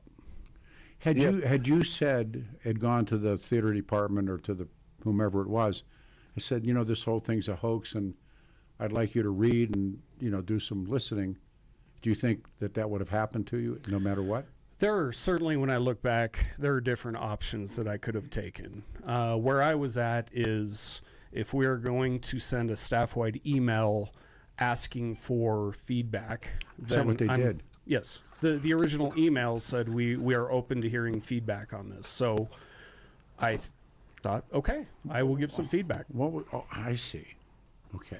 So you responded. Mm-hmm. And that's all. Wow. Did anybody else say, look, the guys that were responsible for his death, convicted, and they weren't charged, well, regardless, they ended up with double life sentences. And Stephen's gone and met them. He's gone into penitentiary and been with them. And, they tell the truth. Here's what we did. We knew. I mean, they don't deny that they killed him. That's the real part. But, wow. So as soon as you said Jesus. Yeah. Showtime. Correct. It was showtime. And don't get me wrong. I mean, there's gays against groomers, Guy Benson of Fox News, sure, who are gay, but they're more conservative or libertarian, at least. Don't get me wrong. The trouble with the public education system is the teachers union.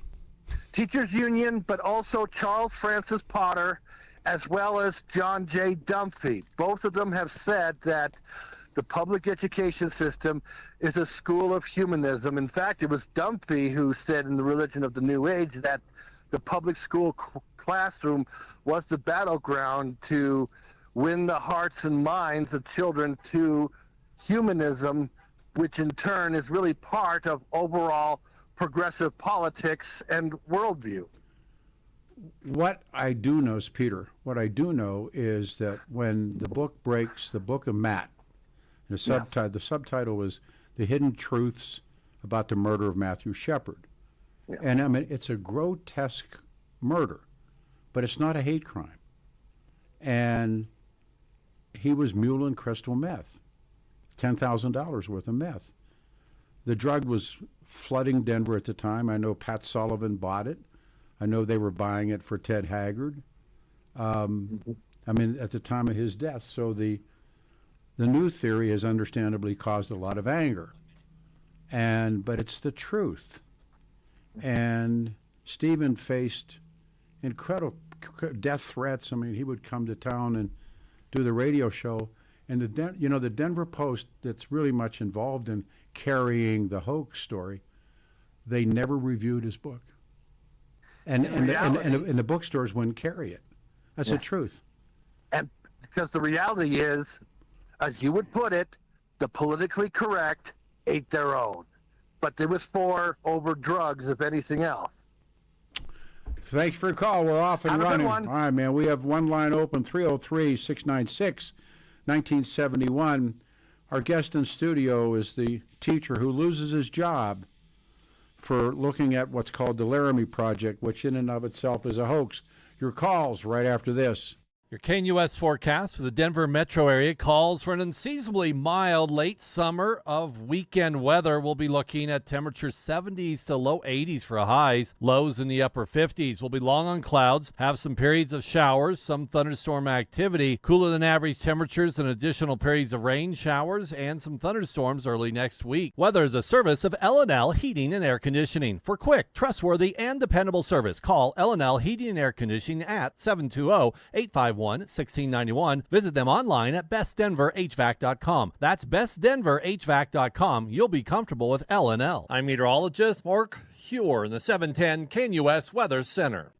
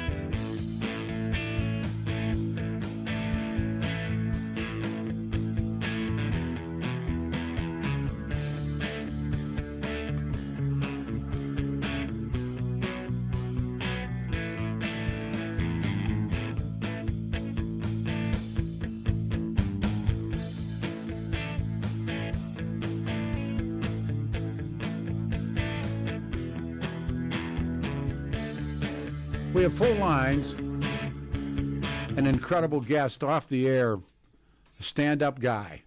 Good morning, everyone. 710 KNUS Saturday, August 23rd, 2025. It's going to be rainy this afternoon, and this continues on. And in studio is Corey McNellis, and protested the play The Laramie Project, which is simply not true. The truth behind America's most famous gay hate murder, Matthew Shepard. And there is truth, and it's emerged, and it apparently doesn't matter at Ponderosa High School. So we go back to the phones with full lines. Where do we start? Okay, line one? All right. We go line one. This is Brian in Arvada. Lines are jammed. Brian, you're on the radio show. Good morning. Good morning, Pete. You know, this has been a topic that you've talked about a lot and brought to light. It's the narrative that the media creates, and they won't let go of it. No. And they won't let go of it. And so we now have a generation that's grown up on the narrative news. And that's the scary part, is our generation, or you're a little older than me, know somewhat of, I mean, I don't think there was ever truth, but it was informative and telling some kind of story. You know, there was sensationalism, but now it's just a straight up narrative. Yeah. And where do we go when that's all that's out there is a narrative? Well, that we don't control. The part of all of this that's so interesting to me is, and we mentioned it earlier, when Grace Slick's the Jefferson Airplane, when she sings, "When the truth is found to be lies," and right. yeah, and something inside you dies. And Aaron and Matt Shepard had a friendship. They were involved sexually. They bought and sold drugs to each other. I mean, they were pimped out together. And that's self-evident. It's just simply the truth. And but this is where we came up with hate crimes. Well, this was kind of like the first part of a hate crime. All crimes, to me, can be hateful. But this is where now we can charge something different based on protecting a class or protecting something we want to push. Well, because I know too much about it, Wyoming did not have a hate crime law. Colorado did, but Wyoming did not. And so it ends up in the lap of Barack Obama. And Barack Obama signed something that they jacketed, and they called it the Matthew Shepard Matthew Shepard's law, or the law of Matthew Shepard, and Obama signs it, making it a national hate crime. There's hate now. How do I say this? There's a national hate crime law or federal hate crime law, and signed by Barack Obama, and they dubbed it the Matthew Shepard Act or the Matthew Shepard law. It's not true. I mean, and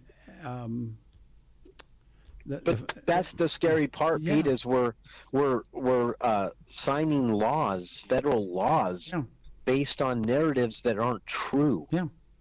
So if that's what the media is being used for now, to pass agendas, we're lost.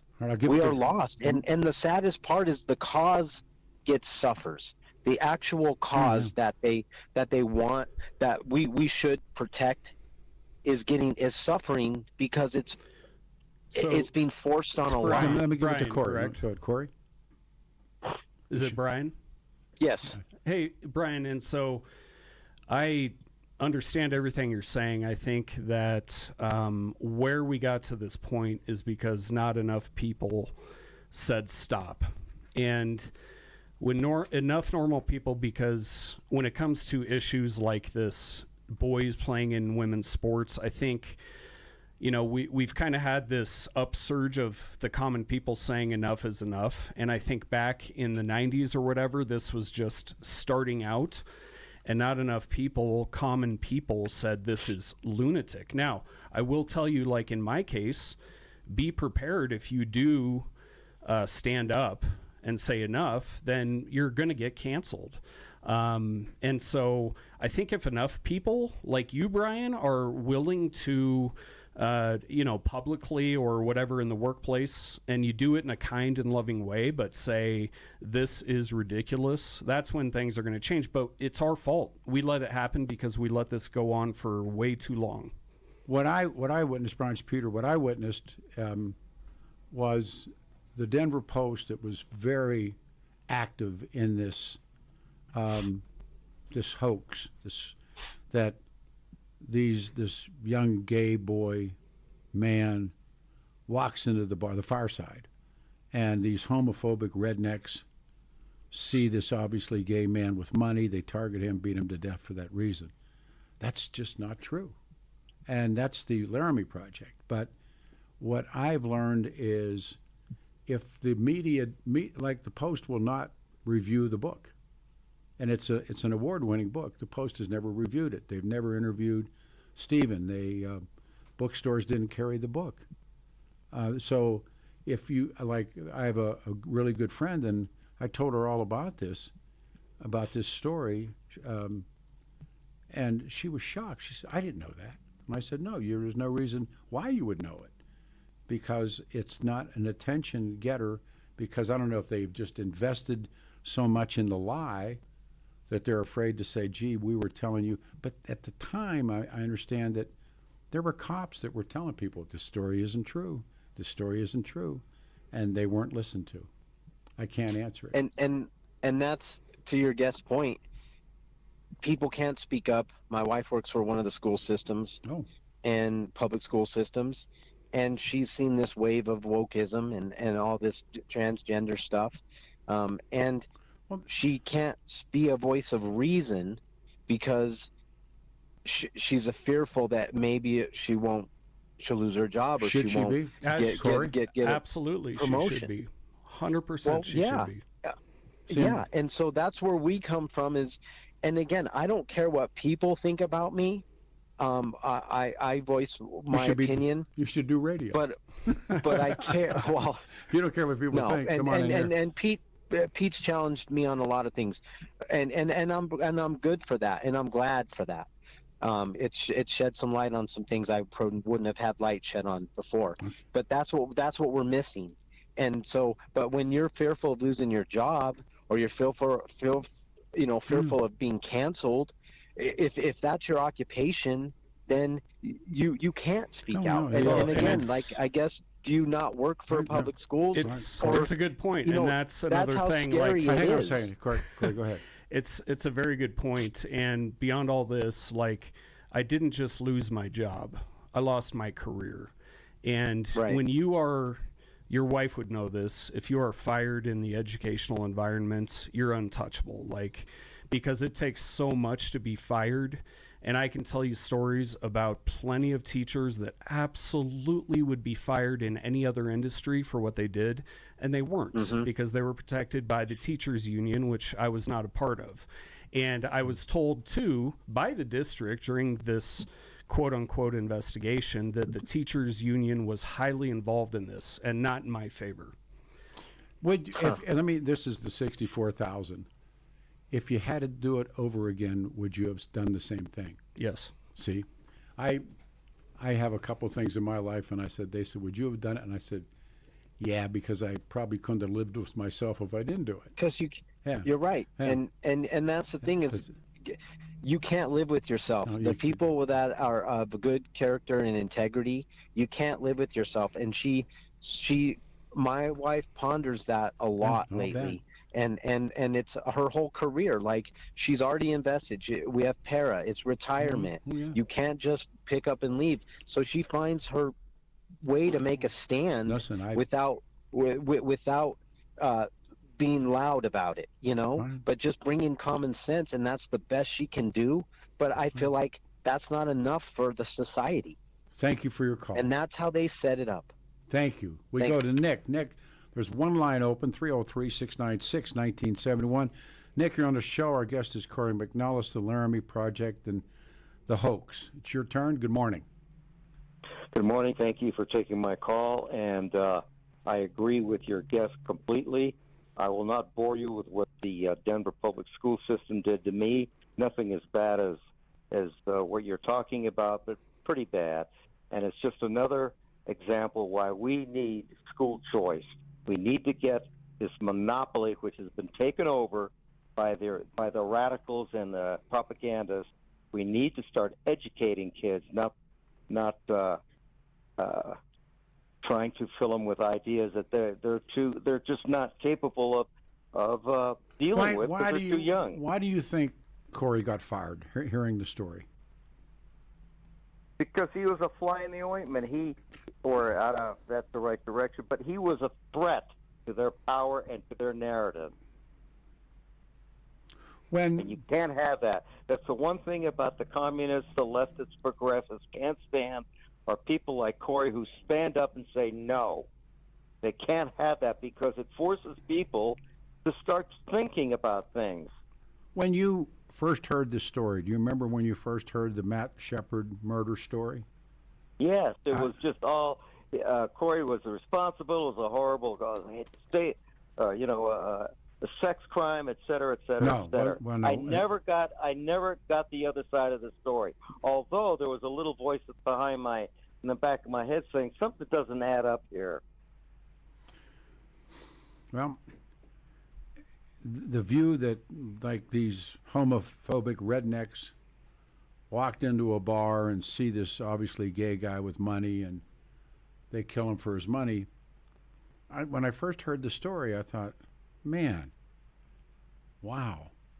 And I met the Shepard family, Judy, and I believe his name is Dennis, and I had him on the television show, and they were so believable. And I wonder now, after being around Stephen and reading his book and listening to the Fireback, at the time, did they know the truth about their son? What he really truly was, is he was they're called street hustlers, and he was a drug mule, and he was he was HIV positive, and there's all kinds of other stories told about him, and I wonder if they knew. So I appreciate it, Nick. Thank you. Good call. Thanks, brother. We go here to James and Golden. There's a line open. James, you're on the radio show. Our guest is Corey McNellis. Good morning. Corey McNellis, I'm a Ponderosa class of 87, the first class to do all 3 years there. What class were you? Nice. I was 97. 97, 10 years behind me. You're just a kid. Yeah, Sorry we probably to hear know this a lot of the same via, people. Maybe so, some of the same teachers at least. So, as a young man, as an older man talking to a younger man, and maybe there's some even younger men listening, this is an age-old tale. When they say they have an open-door policy, it's so they can slam it in your face 9 times out of 10. You walked into a trap. They sent out that email, and they weren't looking for feedback. They were looking for somebody that would poke their head up so they could whack it down. Yep. And you were the tall nail, so you got pounded down. And I walked into it, and like when Peter asked me if I would do it again, it hit home because I had a son in the school at the time, and I think that's forgotten about a lot. Would I have done things differently if I didn't have my son there? I don't know. I don't regret what I did, but I was speaking as a father and an employee, and so for that, I gladly walked into it. But you are correct, and I got taken out. Yep. And so what I would encourage you to do if you wanted to get back into the teaching profession is I would cash out what you got here in Colorado while the Californians are paying too much for it, and I'd go down into the South. Because your story, they'd hire you in a hot minute down there. This is Peter. And I've seen cases not like this, but somewhat like it. And then Corey becomes what's called damaged goods. And in this environment, yes, but down south, maybe not. Well, again, you're telling a guy, pack up and go, instead of standing and fighting. And so I've tried to applied many different places and don't even get an interview. Should we get into the... sure. Well, I had a phone conversation, but with whom I know you want to talk about. That's your call. I won't name names, but I was hired at another school district and had the job, and throughout the whole interview process, I was open and wanting to talk about what happened. And they said, no, we know. We totally understand what happened. We're fine with it. Once actually signed the contract working in the school for a few weeks, there was a complaint to the, let's say, the highest in the district. Yeah. And I'm called by HR and said, you no longer have this contract. So. Wow. Yeah. So that's what I'm talking about, damaged goods. Yeah. I got about 20 seconds. Thank you. Here's what we're going to do. 303-696-1971 for the first time. There's 2 lines open. We'll come back and continue. We'll talk more about the truth of Matthew Shepard and what happened to Corey McNellis. Hang on. Stay here.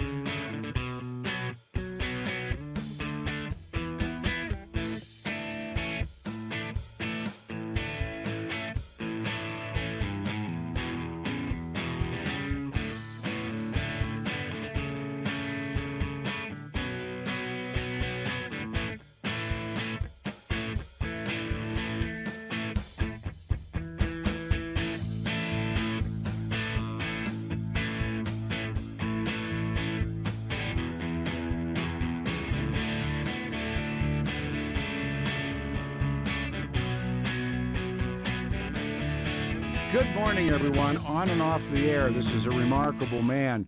710 KNUS, Denver's talk station. I'm Peter Boyles. Line's open, 303-696-1971.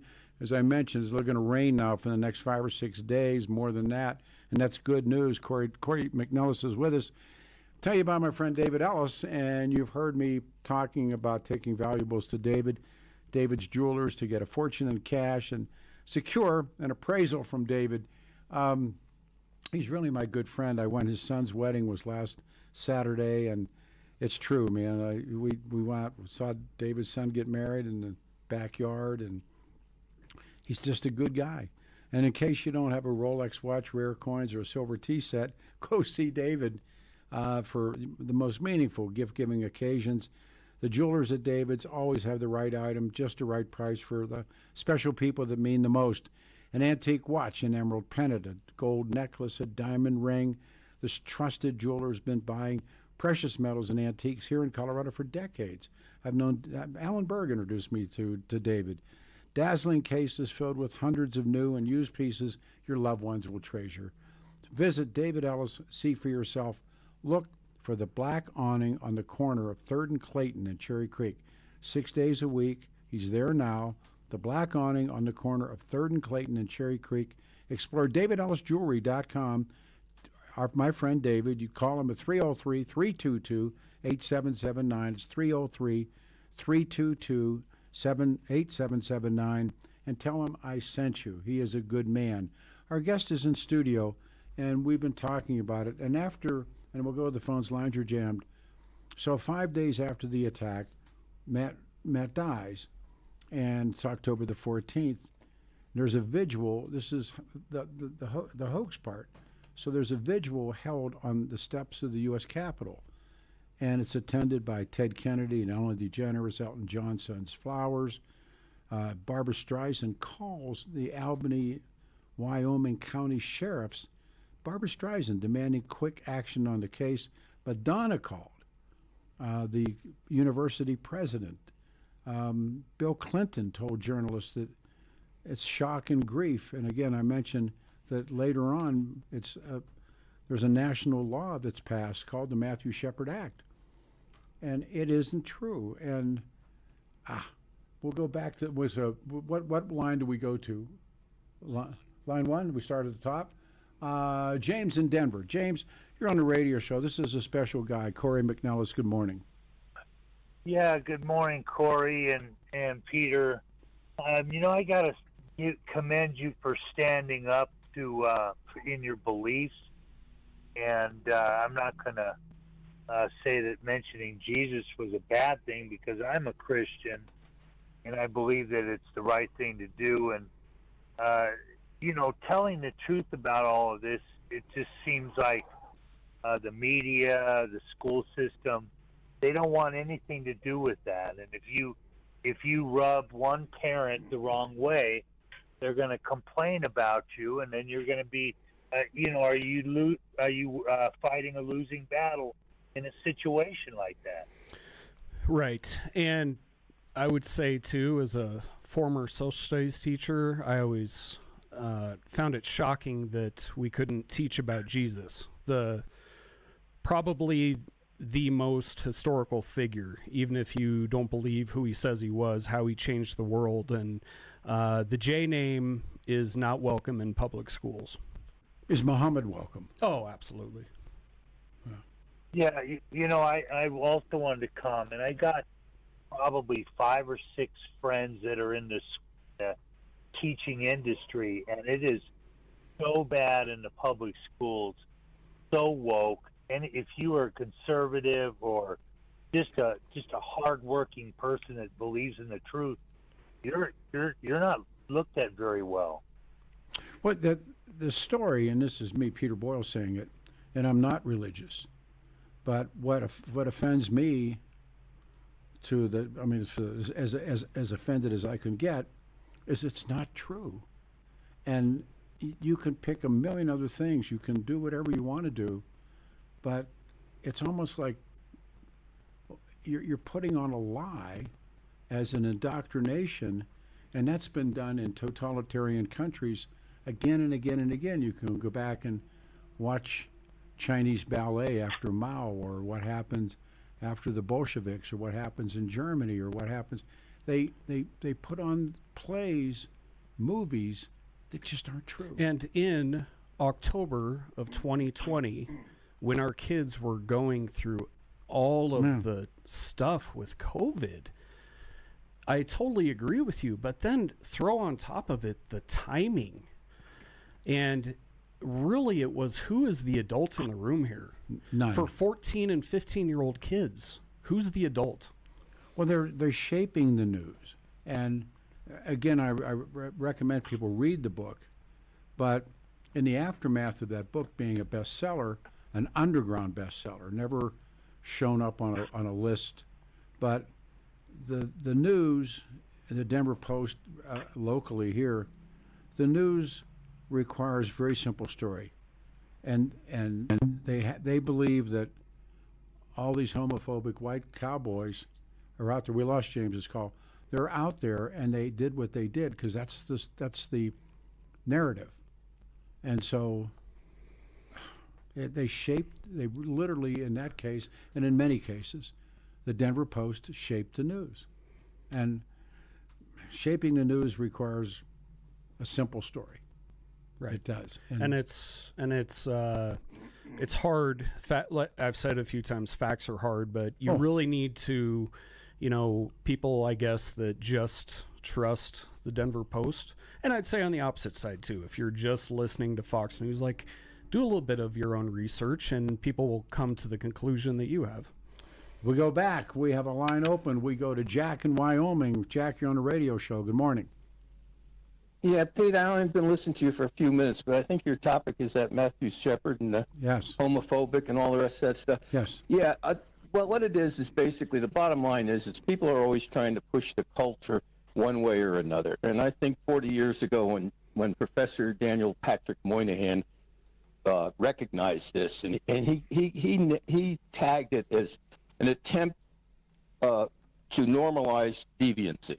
And I don't think it's an easier way with any other words to describe it than that. I don't. And that's what's going on. I don't think it that way. I think that there's a storyline that this innocent, young, going to college gay kid walks into a bar, the Fireside, and he's jumped and taken out, murdered for his money by these two rednecks, and that story sells. And it's not true. Everything else aside, what somebody believes or somebody disbelieves, the truth is that now they take this and they make it into a play and they take it to the kids. And this is where Corey McNellis is so right. And the people of Laramie, not only how the play depicts Christian leaders, but they depict Laramie as, like you said, just a bunch of redneck, racist, anti-whatever. Sorry. My brother was going to school in Laramie then, and I visited, and wonderful, wonderful people in Laramie. Jack, did you ever see, not that I'm urging you to, but did you ever see the play? No, what is that? I don't own a television, Pete. I don't think you do either, do you? Yeah, I do. I don't think any smart people own televisions anymore. I guess I'm dumb. I have one. I have more than one. But keeping Matthew Shepard as the poster boy of hate crime and ignoring the truth story. Yeah. So they just wanted his money, is what you're saying. And they didn't. He had $10,000 worth of crystal meth, and he had been in the meth business, and actually back and forth between he and the other guy, and they were in their dope business together, and remember, he's selling himself for sex in Denver, and that's why I think he knew Pat Sullivan. I think he knew the people involved with Pat Sullivan. And I read and interviewed and listened to so many people, and it's real.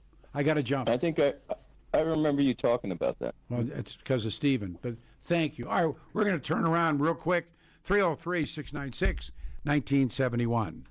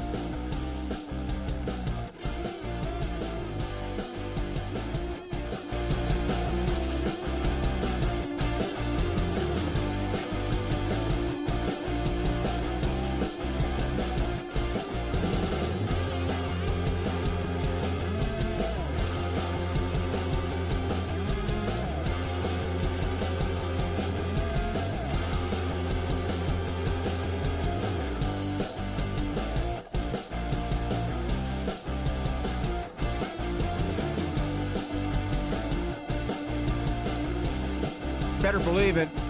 Now I get to say it. Good afternoon, everyone. We just crossed 12, 710 KNUS. Peter Boyles on the air everywhere on a Saturday, the 23rd of August, 2025. During the pause, we took a phone hit, and everybody went off bleak like this. So lines are wide open, and we had full lines when we took the turn. So please come back, or if you were calling and got a busy, come back. 303-696-1971. And by the way, the weather forecast is just great. It just says rain straight across the boards. This afternoon, tomorrow, Monday, Tuesday, Wednesday, Thursday, and Friday. And on, I guess, Monday will be heavy rain, and we all sure need it. Our guest in studio is Corey McNellis, and was a school teacher at Ponderosa High School and pretty much high in administration. And then comes the word that they're going to do the Laramie Project, the play, which in fact they then go on to do. And it's the truth. America's most famous gay hate murder, Matthew Shepard's death at the hands of redneck homophobes. And it shocks America, and it changes laws, including the Obama national law that's signed in his name. And there's a truth. And what matters? Does truth matter? And the horrific killing of Matthew Shepard in '98 is seen as one of the worst hate crimes in American history. And Matthew was beaten by assailants Aaron McKinney and Russell Henderson. And then the facts that do come out, thank you to a really great investigative reporter by the name of Stephen Jimenez. And it's interesting, I know Stephen quite well, and there's a play called The Laramie Project that Corey objects to. And it's toured the United States and toured other countries, and it tells Matthew's story and encourages campaigns against all of this, and politicians and celebrities pledge support and funding to combat all of this. The Shepard family has become, I don't know, I know the foundation does well. And Judy and Dennis Shepard, they run the Matthew Shepard Foundation. And the men responsible for his death were convicted of first-degree murder and given 2 life sentences, double life. And they weren't charged with a hate crime because Wyoming didn't have one. Barack Obama finally signs the Matthew Shepard Act in 2009. Remember, a national law that defines certain attacks motivated by victim identity as hate crimes. But Matthew Shepard's story is not finished. A new twist comes when this investigative journalist, who will be with us next week, he was jammed this week, Stephen Jimenez, who spent 13 years interviewing more than 100 people in connection with the case.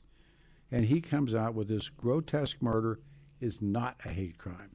Instead, it's crystal meth, a drug that's flooding Denver, and this goes back into Pat Sullivan and with Mike Jones and Ted Haggard and what all this horrible tragic that's taking place on the street in Denver. And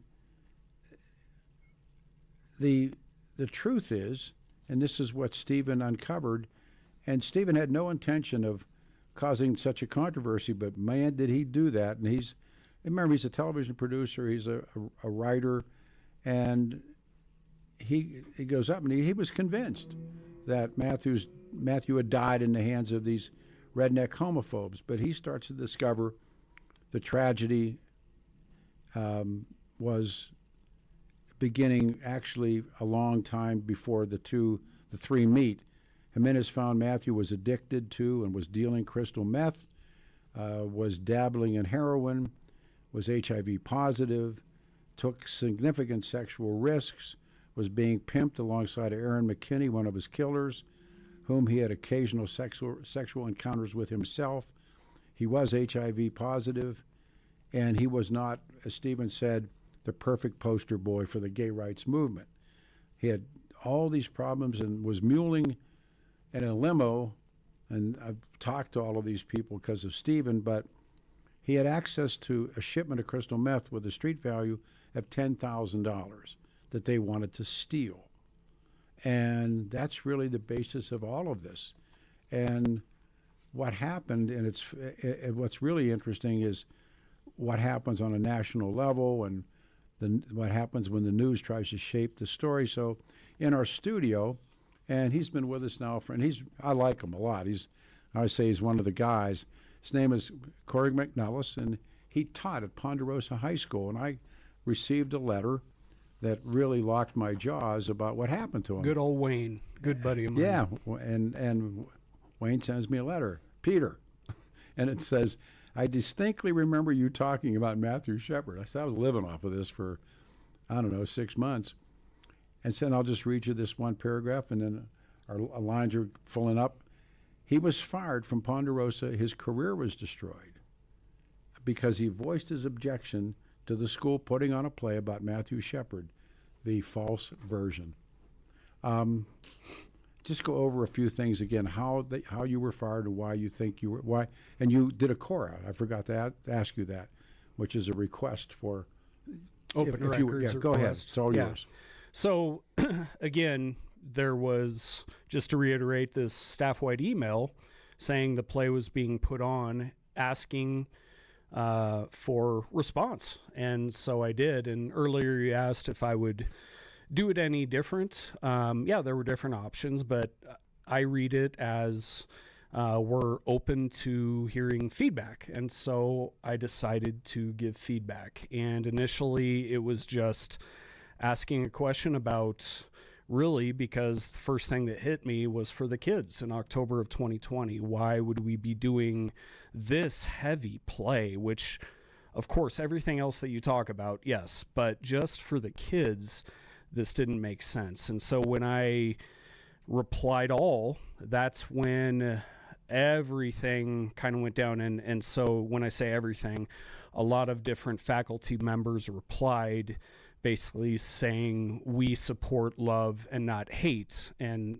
you don't have to take it too far. They were inferring that I was somehow being hateful of the LGBTQ community. And it just, as you know, it goes a million miles. You're in what you say with cancel culture. It doesn't matter what you say.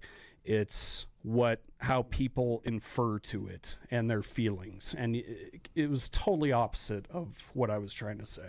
And what happened to you is an example. And like I said, because I've watched it and things I've watched, what the Denver Post and what Channel 9 and what some of these people have done, and they try to shape the news. And it was the national media that really did the gangbang on the Matthew Shepard story. And to this day, although Stephen's book sells well, it's never made a bestseller list. It's never been reviewed. They don't review it. And the Denver Post plays out pretty important in the story itself. So we will begin. This is Pete. Pete, you're on a radio show. Our guest is Corey McNellis. Good afternoon. Hey, Pete. Mainly I want to talk with Corey, but I want to ask you a question first, Pete. Sure. What year was Matthew Shepard? 98, 99. Okay. All right. No, Pete, 98. Pete, when you get your teeth in a story, because I remember your broadcasting about that back then, and nobody covers stories to the depth that you do, and you're being able to bring up, the Arapahoe County sheriff. Oh, he was playing and and that connection with the limousines and Laramie. I mean, there's so much story behind there. But I could talk with you all day on that. But I want to mainly talk with Corey in that, Corey, I really admire what you've done, and I'm terribly sorry for what you've gone through. The thing I'm troubled or I'm confused by, though, is, and I don't know the evolution of civil rights within the school system. But you and this is one thing that Christians don't realize that they have, but Christians have civil rights within the school system. They're just afraid to stand up for them. Now, and that being said, I find it interesting that you see it that, or you were told by that friendly administrator that your Christian comments and were the cause for your being put on leave for an investigation and all. But I can't see legally how the school district. I mean, were you tenured? So as an administrator, it's a little bit different as a teacher, but you're under the administrative guidelines? And I was not a part of the teachers union, so I didn't have that protection. In fact, the teachers union, I was told, was kind of behind. And to answer your question, yeah, that's what I was initially told. I think that was a big gaffe on the person that told me that I was being put on leave for my religious comments. And so knowing the law, to your point, knowing the law, they couldn't fire me for that. So then they had to fabricate things such as that I'm a racist, sexist, anti-LGBTQ with absolutely zero proof throughout the whole investigation. And afterwards, they have nothing. But when a small group of people says we're not comfortable working with him because we feel he's X, Y, and Z, that's what they then use to terminate me, saying, well, these people are saying you're these things. Well, Corey, were you able to seek and acquire any kind of legal representation that was of any stature within the country that was able to help you? That is ongoing, and that's been an almost 5-year process. But have you talked with Matt Staver? Well, I have a lawyer, Cont and Cohen. Okay. Sorry for the plug, Peter, but they're great, and they're working through it. And we have a trial date. Hopefully, if the judge goes through with it, our trial date is set for January. Excuse me. What court will the trial be in? The Denver Circuit 10th. Okay, all right. Yeah. The federal court? Yeah. All right. Yeah, that's a good question, Peter, because until you get out of the Colorado courts, he probably doesn't have much of a chance, does he? You know, this is, to me, this is so obvious. There is the truth. Why would you lie to a 14-year-old kid? And that's, in essence, what Ponderosa High School allowed. They allowed lies, and this angers me that they did the play. I mean, it didn't matter. They fired Corey, but then they went ahead and did the play. The play is a lie, flat, cut, and dry. The real question for you is, they obviously stand on evidence refuting what the investigative journalism turned up on Matthew Shepard. They did know investigative journalism. That's the point. The point of the book. But your friend, the Laramie Project, or the Matthew Story, that your friend, Stephen, your friend had, right? Yeah, Stephen. Now, has that been refuted and no, proven to be? No, they initially they tried, but even if you go to Wikipedia now and Google Matthew Shepard, they have really changed what they say on Wikipedia, and they now talk about the drug addiction problems, and they do talk about the sexual risks, and so but it to me it's like they deep six everything and go ahead and but again, Ponderosa High School puts on a propaganda play. And absolutely, that's really what it is. It's this kind of stuff was done. It has been done. They did it in Lenin's Russia. They did it in the Fuhrer. They did it in the school China. District should be ashamed. They should be ashamed. More than that. I mean, more. I mean, it's when I first read the story and I made some phone calls and I went, "Man, this is true. This really happened to this guy." And Peter, Corey was caught up in a perfect storm because he had COVID going on at that time. He had the lockdowns going on at that time. He had who was George Floyd going on at that time. They had Black Lives Matter being painted out in front of the White House at that time. They had all the violence in the country, and unfortunately, Corey, where it happened 10 years earlier or 5 years earlier, the dynamics probably would have been totally different. So, but there's Pete, Yeah. you're absolutely right. But think us as adults during that time, everything going on, how we felt. Now think how a 14 or 15-year-old kid Right. feels going through Absolutely. that. And that's Absolutely. really was my point.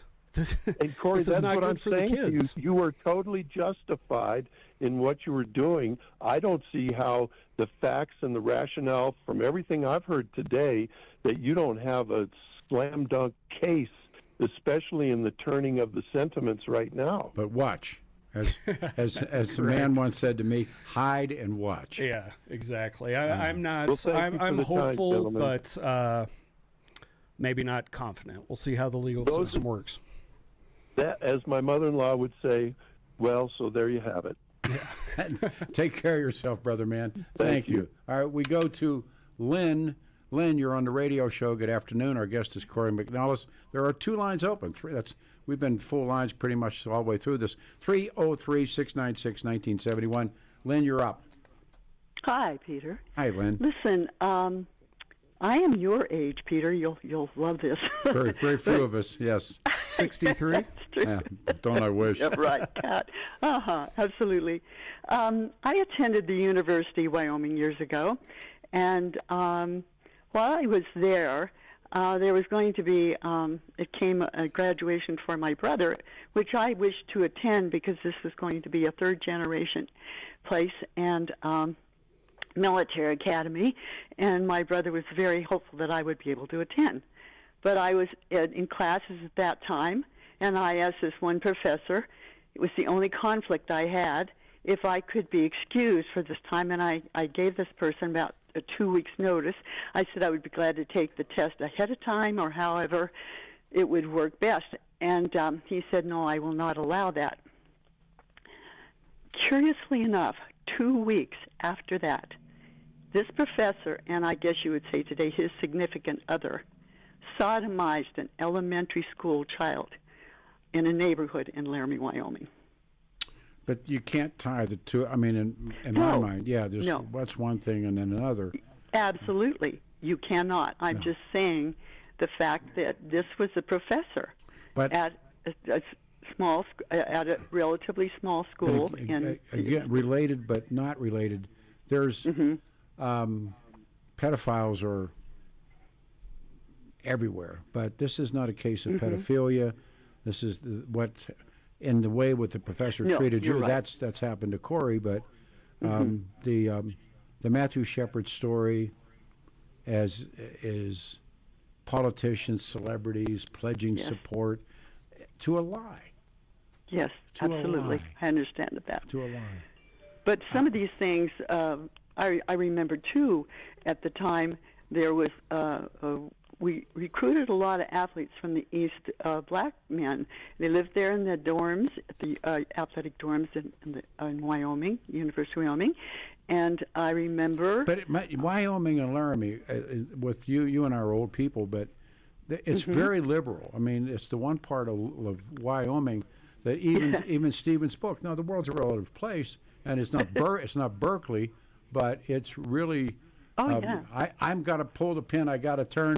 303-696-1971. Good afternoon, everyone. What do you think's happened to this man? What happened? He got fired for objecting to a lie. Your turn, 710 KNUS.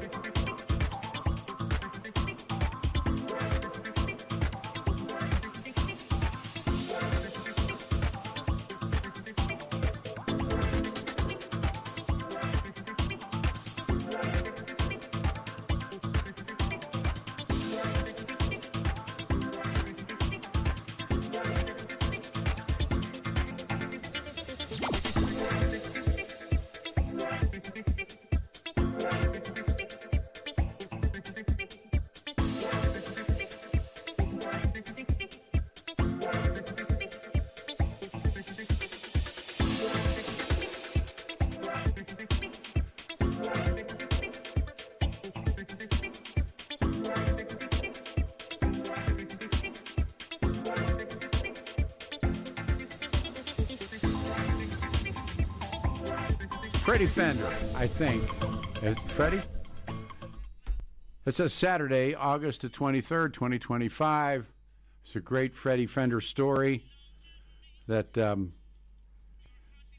Freddie got out of, I think Freddie got out of jail, and now so he was working all those Tex-Mex border town bars, and as Freddie tells the story, the guy asked him, he said, "Fred, you have a gun? It's in like Naval Laredo or something, and do you have a gun?" Freddie said, "No," because I think he'd been in. And the guy said, "Well, you better take this one." Good afternoon, everybody. It's a Saturday, August the 23rd, 2025, 710 KNUS 303-696-1971. In studio is Corey McNellis. And what a sad story, but what an incredible story. High school was Ponderosa. He's pretty high up in the admin at Ponderosa. Ponderosa, by the way, is in Parker. He voices his objections to the school putting on a play about Matthew Shepard, the false version. We have been fighting about Matthew Shepard and the truth since I met Stephen Jimenez, and since Stephen wrote his book, The Book of Matt. And he tells the story of Matthew Shepard, the true story of Matthew Shepard, and why, in fact, what happened that night when he died 5 days after that terrible attack, but it was a dope deal gone bad. No more, no less. It wasn't a hate crime. And Barack Obama signs the Matthew Shepard Act in 2009. Now it's a federal law defining certain attacks motivated by victim identity as hate crimes. But the Matthew Shepard story and the Book of Matt, which I would urge everybody, hopefully next week Stephen will return, and if he does, we will ask Corey to come back so the two of them can meet and talk. But the truth is caused a lot of anger, but it's a lie. And Stephen took so much heat. I remember that, and he was here. He was with his husband, and there were so many people that were mad at him. People in the building I was working in were mad at him. So he's been accused of being a revisionist, extreme right-wing ideologue, which of course he isn't. He said he was the same example of the people who denied the Holocaust. This is for telling the truth. And he's gay, and they called him a homophobe. No, and I needed you to know that. You can't make it up. No, I needed you to know that Jimenez was accused of being a revisionist, that these people that were called Holocaust deniers, that they called him a denier like the Holocaust, and they called him a homophobe. And the anger was directed, now, and this is the point I think that's worthwhile talking about, the anger was aimed at Stephen. And instead of looking that he's telling the truth, you're telling the truth, but they aim the anger at you. Talk to that, please, if you would. Well, I know we both can agree what happened to Matthew Shepard was awful. That's not the point. But once everyone agrees upon that, to your point, everything that follows. And in my case, you know way more about the details. I really, when I responded to the email, I didn't know all the details. All I knew is that the Laramie Project play was false. It depicted certain Christians in a negative light. It depicted the people of Laramie in a negative light. And above all, again, sorry to be a broken record, it was not a good time for the kids to be doing that. And so I did respond to an email that was asking for response. And then what happened after that is basically what we're talking about, because I was seen right away with that objection. I was painted as something that I'm not. Why? And then again, it goes back to what I witnessed happen to Stephen. And he was here a few days, and I watched it. I mean, the bookstores wouldn't let him speak, and the Denver Post didn't want to talk to him, and a lot of radio guys didn't want to talk to him, television guys didn't. I said, come on, man, let's do radio. The Peter, probably the toughest thing throughout all of it was, I was entrenched in that community. I considered a lot of people really good friends, almost family. The most hurtful thing wasn't what happened to me. It was that people didn't stand up and say, this is wrong. And I get it, because they were worried about their careers and their life. Like, I understand it, but that was probably the most hurtful thing. I can relate. And your friend Stephen, probably the same thing. Oh, and my heavens. You throwing him a lifeline was probably awesome for him.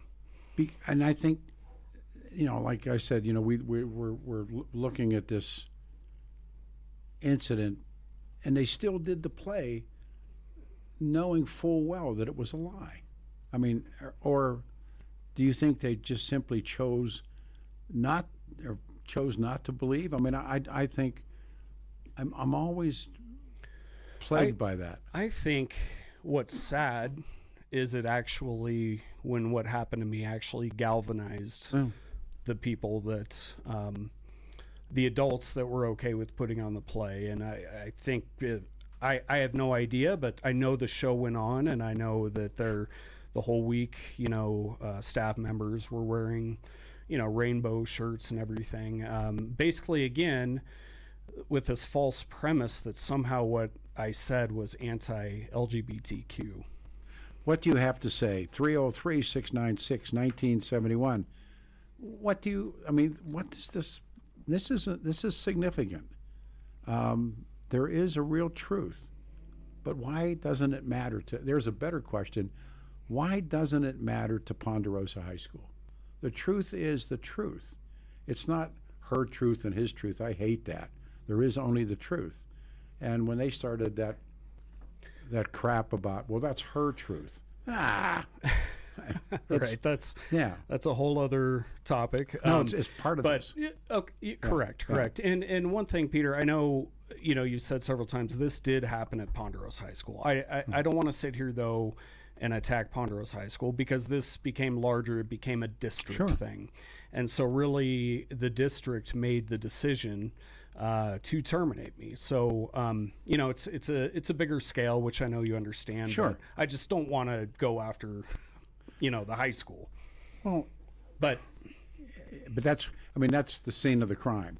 But you're right. I mean, the decision was made, as somebody once said, it's how giraffes make love. It happens all high up. and no, it does. I mean, I don't think, was the pressure so great that they had to can you, or do you think they wanted to? I think the district chose to take the easy route. It was very easy to get rid of me. Sure. Especially, even though there was no evidence to say I'm X, Y, and Z, anyone looking at it would say, well, yeah, if he's racist, sexist, X, Y, Z, you should get rid of him, as opposed to having to deal with a group of maybe 4 or 5 individuals who were complaining. What dawned on me in reading this story and now meeting you is that they would have to admit that the Matthew Shepard story was a lie, and that would break the politically correct process. So if they decided, oh, you know what, McNellis is right, let's yank the play down, then they're saying that the truth about this gay hate murder is in fact a lie, and the lie is, it's better. They on so many different levels, they would have to eat their own words. For me, the real issue is the starting point of them asking for a conversation, and when I participated in that conversation, it's like, well, no, you can't participate in this conversation because you think, or what's perceived as what you're saying is a certain thing, and they just shut it off. That's called, it's a star chamber. Historically, those are star chambers that we will try you away from you, and then we will give you our decision. It's always against you. But they're star chambers. And if you watch political correctness in a greater sense, it's what it is. Yeah. And the belief system is frightening. Go back to the phones. We'll get a name. Adam, who's on line one? Oh, Gary. Okay. This is Gary in Denver. Good afternoon. It's Saturday. Our guest in studio is Corey McNellis. There you go. Oh, hi, Peter and Hey, Corey. I was listening to the story, and here's my guess as to why the play went on. You know, it sounds like the story is fiction, but I'm thinking that if it were, if it in fact, it went on because they had rehearsed the play, they had prepared everything, they had actors and actresses, kids, and they just thought, well, maybe it's fiction, but we've already put in all this work. Let's just put on a good story, and it's a play that people can enjoy. I think it might be as simple as that. Sure. I can't argue with that. And honestly, the week or so, I don't know. You have to keep in mind, Gary, that when the play was going on, I was either at that point already terminated or at the point where I was thinking about my family, my wife and 3 kids, and what this was going to do to my career. I didn't hear later, but why they put on the play, that's conjecture, and people can guess what they want. So if what you say is true, we practice and we're just going to do the play, why do you turn this guy into a racist, a sexist, and a misogynist, and you name it? They wanted him for objecting. Yeah, I don't have enough information, but that's horrible. I just think people should just, live their life and, not get so hung up. But people don't. I mean, he's not living his life. His life was taken. His work was taken. His calling was taken. So, for what reason? It's for. Yeah. And there's a fable called The Emperor's New Clothes, and it's old school, but the magician tailor convinces the king that he has a wonderful suit on, and unless you're stupid, you can't. I mean, if you're stupid, you can't see it, but if you're brilliant and smart, you can see the emperor's new clothes. And everybody, all the people in the court and everywhere, it's magnificent, it's wonderful. And so the emperor walks outside, the king walks outside, and a little boy standing there going, "Look at the king, look at the king," and the king doesn't have clothes, and the little kid sees it. Well, that's McNellis. And how many people in that school? I'm the kid, right? Not the emperor. No, you're the kid. No, the emperor is. I'm just kidding. But why? How many other teachers, admin people, do you think know the truth, and still had to back out? Gary, thank you for your call, man. All right, how many?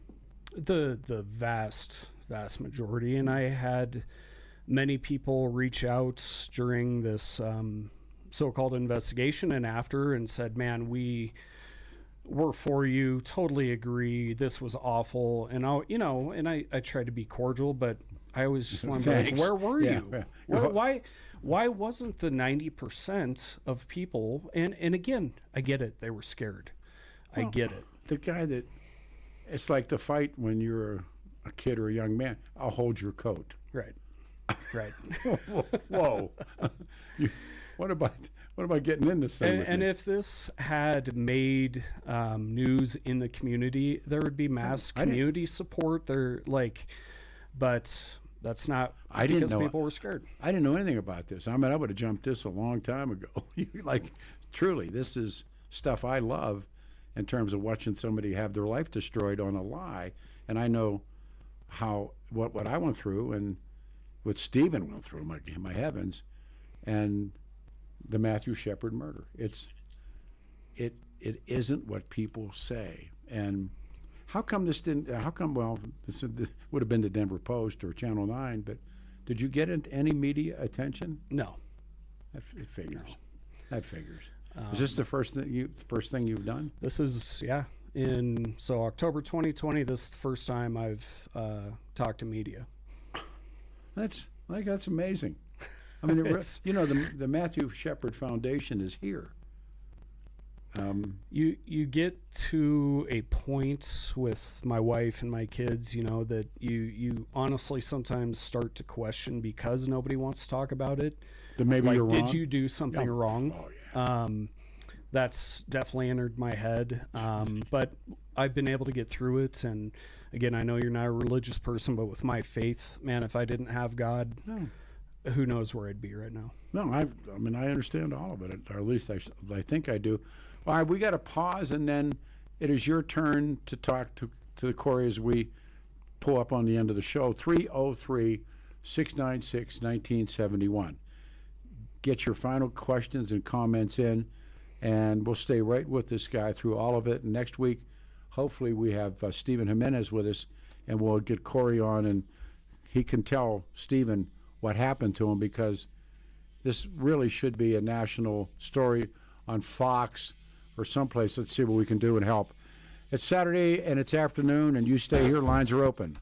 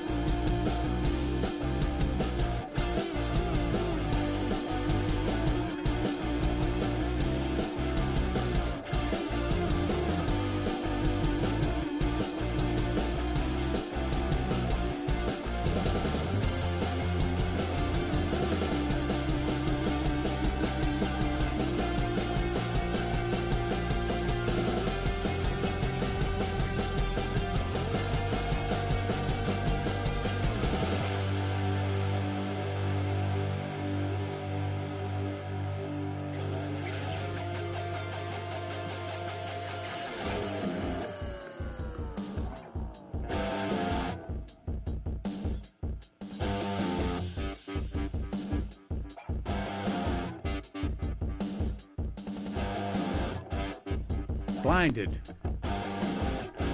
Play that for Ponderosa High School. Saturday morning, the 23rd of August, 2025, 710 KNUS. I'm Pete Boyles. We have one line open, 303-696-1971. Great guest in studio and a dear friend in town. We're all going to go eat breakfast when this puppy's over at 1 o'clock in the afternoon. Danny Kaplis' law firm. He's been my friend for, I don't know how long Dan and I have been friends, but now he has grown children. He wasn't even married when we first met. And Dan grew up in Chicago. His dad was a cop. We've talked about his mom and growing up and what he did. And he's dedicated his life, the last 40 years of his life as an attorney, helping people who are hurt in serious motor vehicle crashes. And Danny's believed to be the only lawyer in Colorado history to win 5 straight multi-million-dollar verdicts in Colorado crash cases. Also believed to have won the largest truck crash verdict in Colorado history. And Kaplis Law, a serious firm for serious cases. Danny accepts righteous injury cases on a percentage fee basis. So he represents good people from all walks of life without regard and ability to pay. If you need his help or just a question answered, he is a good man. 303-770-5551, 303-770-5551, or on the internet, it's Kaplis, C-A-P-L-I-S, DanKaplisLaw.com. All right, here we go. We have one line open. This is Sean. Sean, good afternoon. You're on the show. Good afternoon, gentlemen. I just wanted to ask, where was your union in this matter? So in Douglas County, it is the Douglas County Federation, which is that's the union. It's kind of a strange relationship between them and the district. Sometimes they have contracts, sometimes they don't. But that Douglas County Federation is the union that represents teachers. I was not a part of that union, just basically because I always figured in my 15 years there, if you're a good enough educator, there's no need for a union. And so, and to take that a step further, I was told in this whole investigation and my ultimate firing, the Douglas County Federation was actually highly involved in order to get me fired. No. Correct. Ordered by whom? The district HR actually told me that the Douglas County Federation was highly involved. So the union, that's what that is, the Federation, wanted you gone too, or wanted you gone? Everything that I've seen, yes, and been told by the district, they wanted me gone. You know, that makes sense. Yeah. That makes sense. Well, so was there arbitration? I mean, what was the allegation for why you were fired? Just dissenting? Because enough people told, I guess, in interviews, I've never seen the interviews, but my termination letter was enough people felt that I was racist, sexist, anti-LGBTQ, etc. They have to prove those allegations. So when they come after you, they have to prove those allegations. It can't just be... I can't get over that fact. Apparently not. Remember... Well, are you turning around and suing them? Yeah, there's a court case that hopefully will go to trial in January. Because the HR is part of discovery. You have every right to see all the interviews. Your requests for information should all include that, because and the people that were supporting you, if they do it with you, they'll do it to you. So it's absolutely unseemly and immoral for somebody to just watch you be picked off and used as a shield. There were a few people that did talk to HR, but I was specifically told by HR, do not talk to anyone at the school about this investigation, because I asked if I could have people give character statements about me, and they said absolutely not. You are not to reach out to anyone. Well, that includes them. So did they break their own rule? What's good for the goose is good for the gander. I'm not sure the question. Well, try to get... So if did they go ahead, did people involved in the investigation talk around? In other words, you're not allowed to talk to everybody, but is the union that was talking around to everybody, are they allowed to do that? Because if they did it and you're not allowed, then that's not I am not sure the details of that. And how long did this, Peter, how long did it take, please stay here, Sean, you're great. How long did it take when the accusation drops and you get fired? So from the beginning of the investigation till I get fired, I believe it was, again, roughly 8-9 days. Didn't take long. No. Sean, you can't conduct a thorough investigation in 8 or 9 days. That's including a weekend too. Yeah. You sound like you're in the business, or you know what you're talking about. Yeah, I am in a union. Yep. But, I mean, it's public sector unions that FDR warned everybody about, and right. They really kind of elect their own bosses. They do. You're nodding your head. They're amazing to watch, and they're politicized, and they have an objection or an objective, and they are woke, and so a guy like this, as we wrap up the show, that's not the last time you'll hear Corey, believe me, but he threatens their belief system, and you can't let somebody do that. Well, and I would say I'm like a conservative representative in my union, and it's just a huge fallacy because you want objective truth, you want adherence to the contract. And I seek to get equal application of the rules and advocate for people who've been, alleged to have done something wrong, whether it's a disciplinary measure or whatever it is. That's what I seek to do, and that's what all unions should seek to do. I needed you 5 years ago. I would fight like Hades. I wouldn't back down, just like Tom Petty says. Never back down. Never back down. Never back down. Never. Ever. Yeah. Ever. Unrelenting. You have to be as unrelenting as the evil you're facing. As the man once said, if they knock you down, bite them on the leg going down. Right. See what they do. That's right. Well, That's I right. appreciate that, Sean. Thank you. What a great call, Sean. It's a great way to end the show. Thank you so much. You're wonderful. Thank you. Many blessings. Thank Sean. you, ma'am. Thank you. We just have, I don't know how much time we left. We have 2 minutes. You have 2 minutes. It's yours. What would you like to say? I'm first of all, thanks for having me on. Oh, please. This is, like I said, in 5 years, that's the first time I've actually been able to. That's amazing. Publicly speak about it, and it has been tough. When you asked if I would do it again, my answer is yes, but it's been incredibly tough on not just me, but my family. My wonderful wife has been so supportive. It's been hard on the kids, but we've gotten through it, and we've gotten stronger, and we're better for it. I am still at a point, I'm not looking for vengeance, retribution, anything like that, but I do want the record to be set correctly. And if there is accountability that needs to be had wherever it is, that's the main goal. And I would love to get back into education. It's not going to happen here in Colorado, or unless, with the trial, however that comes out, there may be an opportunity.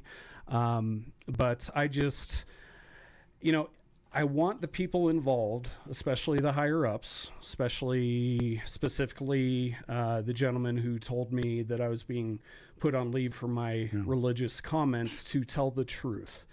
And that's all I want in this. I want people to be truthful, how it really went down.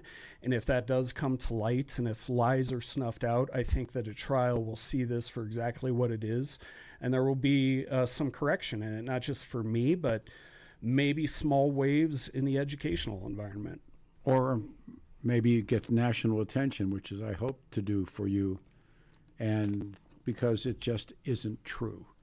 And that's the part that troubles me the most. And what happened to you for telling the truth is age old, that the guy that stands up and objects.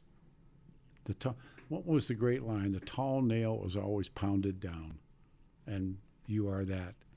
You've been wonderful. Thank you. Chuck Donabedian. We're going to go eat some breakfast. Keith Ball, that was wonderful. And Adam, you did a wonderful job. I really appreciate it. So what we got here? About 30 seconds? We're out of here. To my friend Chuck Donabedian, who's in town, the story goes on and much deeper, and he is a remarkable, remarkable man.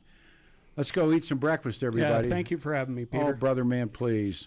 You made our show along with that guy. Thank you. I said, everybody, don't forget Jeff and Billy are at the Colorado IHOP, and they're going to be what day? They're going to be there. Meet the boys.